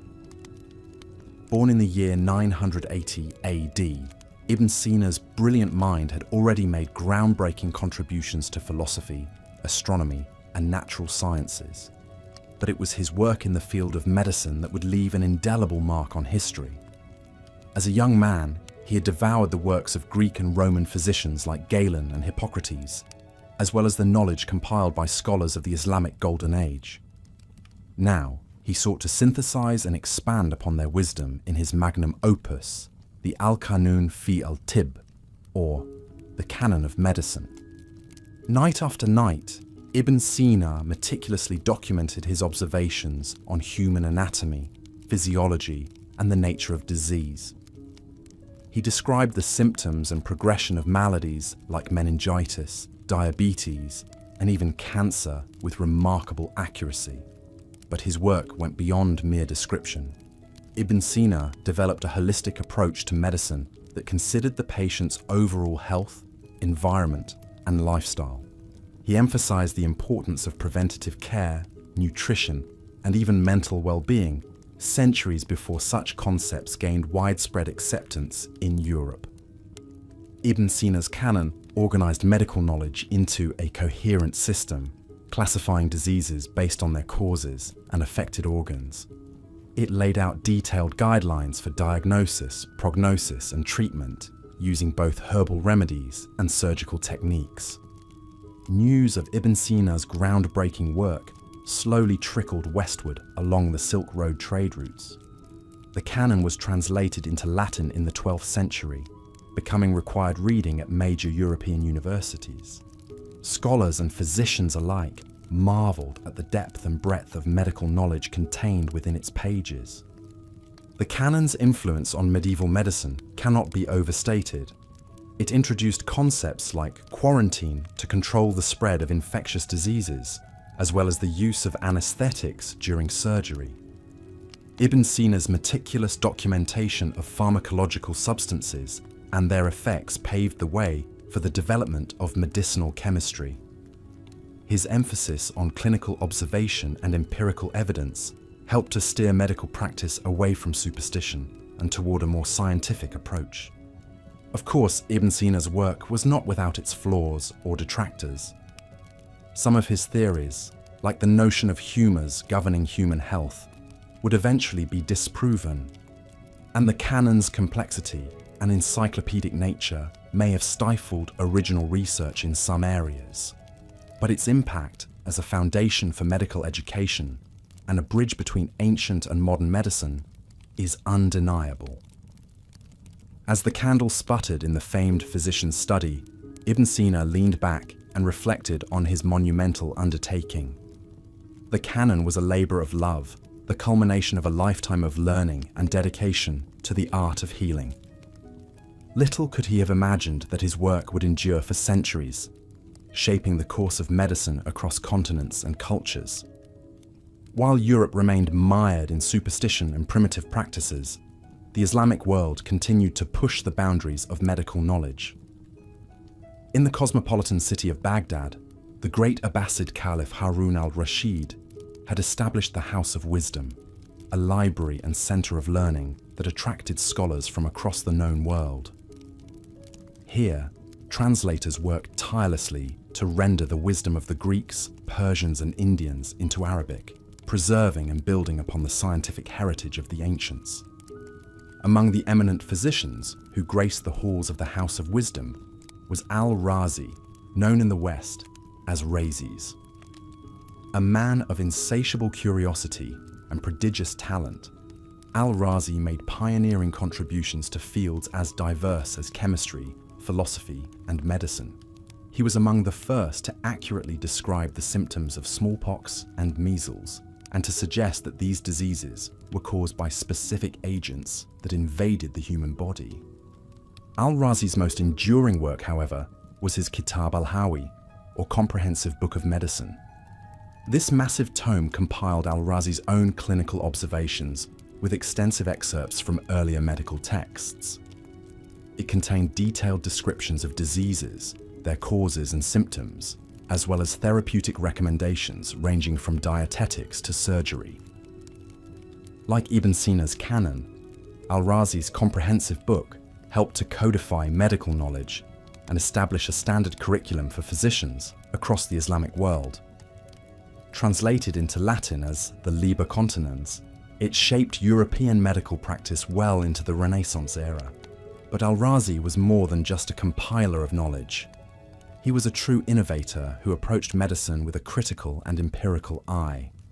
In his treatise on the fact that even skillful physicians cannot heal all diseases, he cautioned against the blind trust in authority and urged doctors to rely on their own observations and judgment. Al-Razi's emphasis on direct clinical experience and his willingness to challenge received wisdom set the stage for the scientific revolution that would transform medicine centuries later.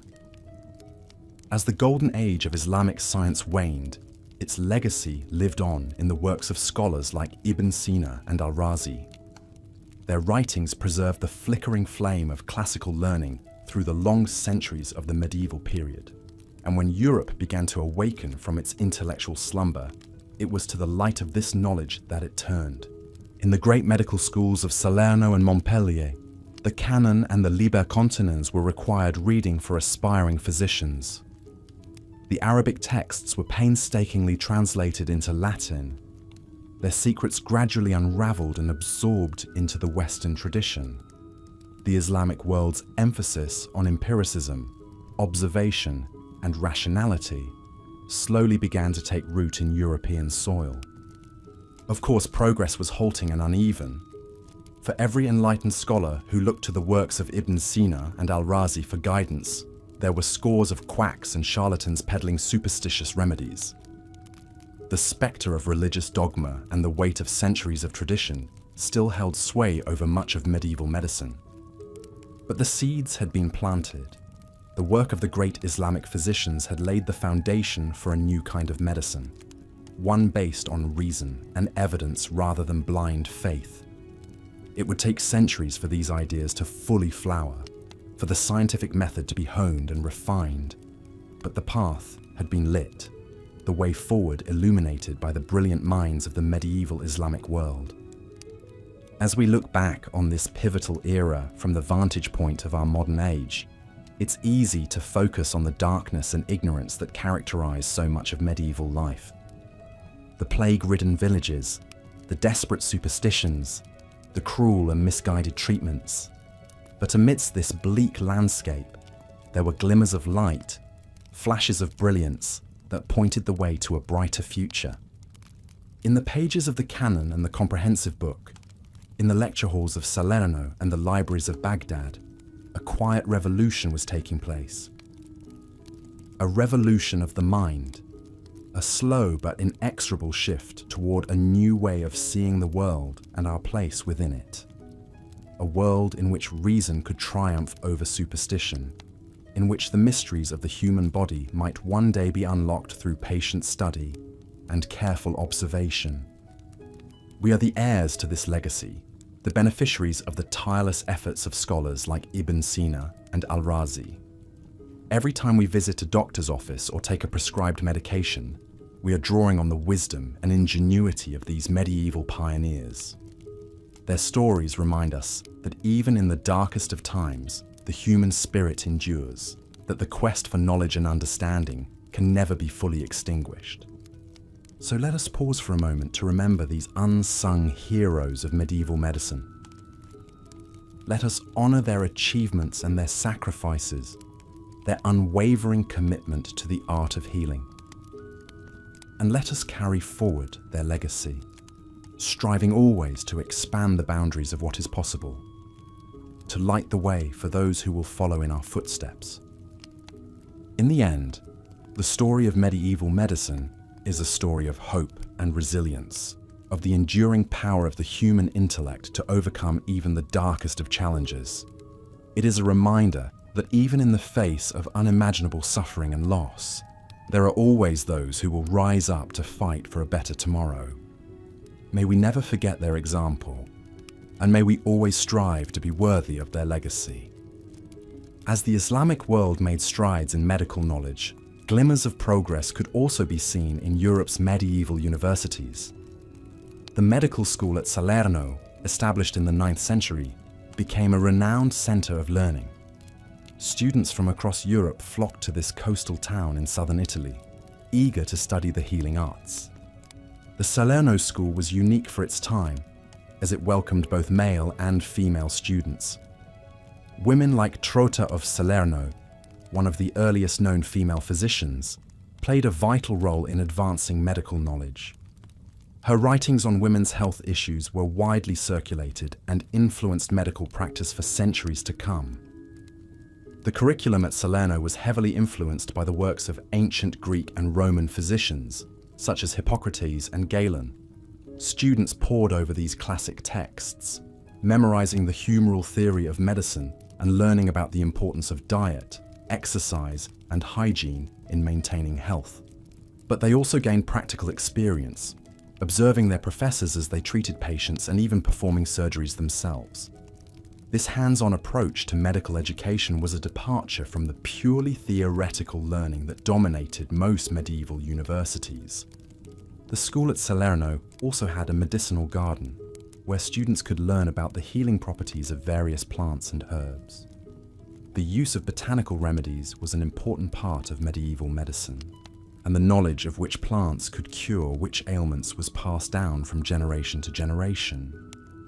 One such remedy was the use of willow bark to relieve pain and fever. The active ingredient in willow bark, salicin, would later be synthesized to create aspirin, one of the most widely used drugs in the modern world. Other herbal remedies were less effective, and some were downright dangerous.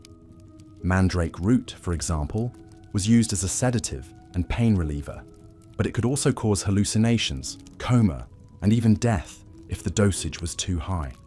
Despite these risks, the use of medicinal plants was often the only treatment available to medieval people. In a time before antibiotics and modern pharmaceuticals, herbs and natural remedies offered a glimmer of hope in the face of illness and disease. As the medical school at Salerno gained renown, other universities began to establish their own medical faculties. The University of Montpellier in France, founded in the 12th century, became another important center of medical learning. Here, students learned anatomy by dissecting pigs, as human dissection was still forbidden by the church. They also studied the works of Arab physicians like Ibn Sina and Al-Razi, whose writings had been translated into Latin and were beginning to circulate in Europe. These small advances in medical education and knowledge offered a glimmer of hope in the often bleak landscape of medieval healthcare. But for the vast majority of people, life remained a constant struggle against illness and premature death. As we come to the end of our journey through the history of medicine in medieval times, we return to that small village where our story began. Years have passed since the plague first struck, claiming the lives of so many. The village has changed in small but significant ways. The streets are a bit cleaner now, with gutters to carry away waste and filth. The local monastery has established a small hospital where the sick can come to receive care and comfort in their final days. But the spectre of illness and death still looms large over everyday life. Children still die of dysentery and smallpox, and adults are carried off by tuberculosis and other endemic diseases. The life expectancy remains pitifully low, and few people live to see their 50th birthday. Yet there is a resilience and a determination among the survivors. They carry on, tending to their fields and their families, finding moments of joy and laughter amidst the hardships. They remember those they have lost, and they hold fast to the hope that someday things will be better. As we reflect on the medical practices of the medieval era, it's easy to feel a sense of superiority from our modern vantage point. We have antibiotics and vaccines, X-rays and MRIs, sterile surgical techniques, and powerful pain medications. But we also face new challenges: chronic diseases, antibiotic-resistant superbugs, and the ever-present threat of global pandemics. We have come so far, but in many ways, we are still grappling with the same fundamental questions that confronted our medieval ancestors: how to alleviate suffering, how to prolong life, how to find meaning and purpose in the face of our own mortality. In the end, perhaps the greatest lesson we can take from the history of medieval medicine is one of humility and compassion. We are all vulnerable to the ravages of illness and disease, And we all deserve access to the best possible care and treatment, regardless of our station in life. So let us honor the memory of those who came before us, the healers and the sufferers, the heroes and the victims, and let us work towards a future where good health is a right, not a privilege. If you found this extended bout of boringness helpful, please consider showing it some love with a like and subscribe. Your interest, as quiet as it may be here in the dreamland, means a lot. May you have restful, history-filled dreams. Good night.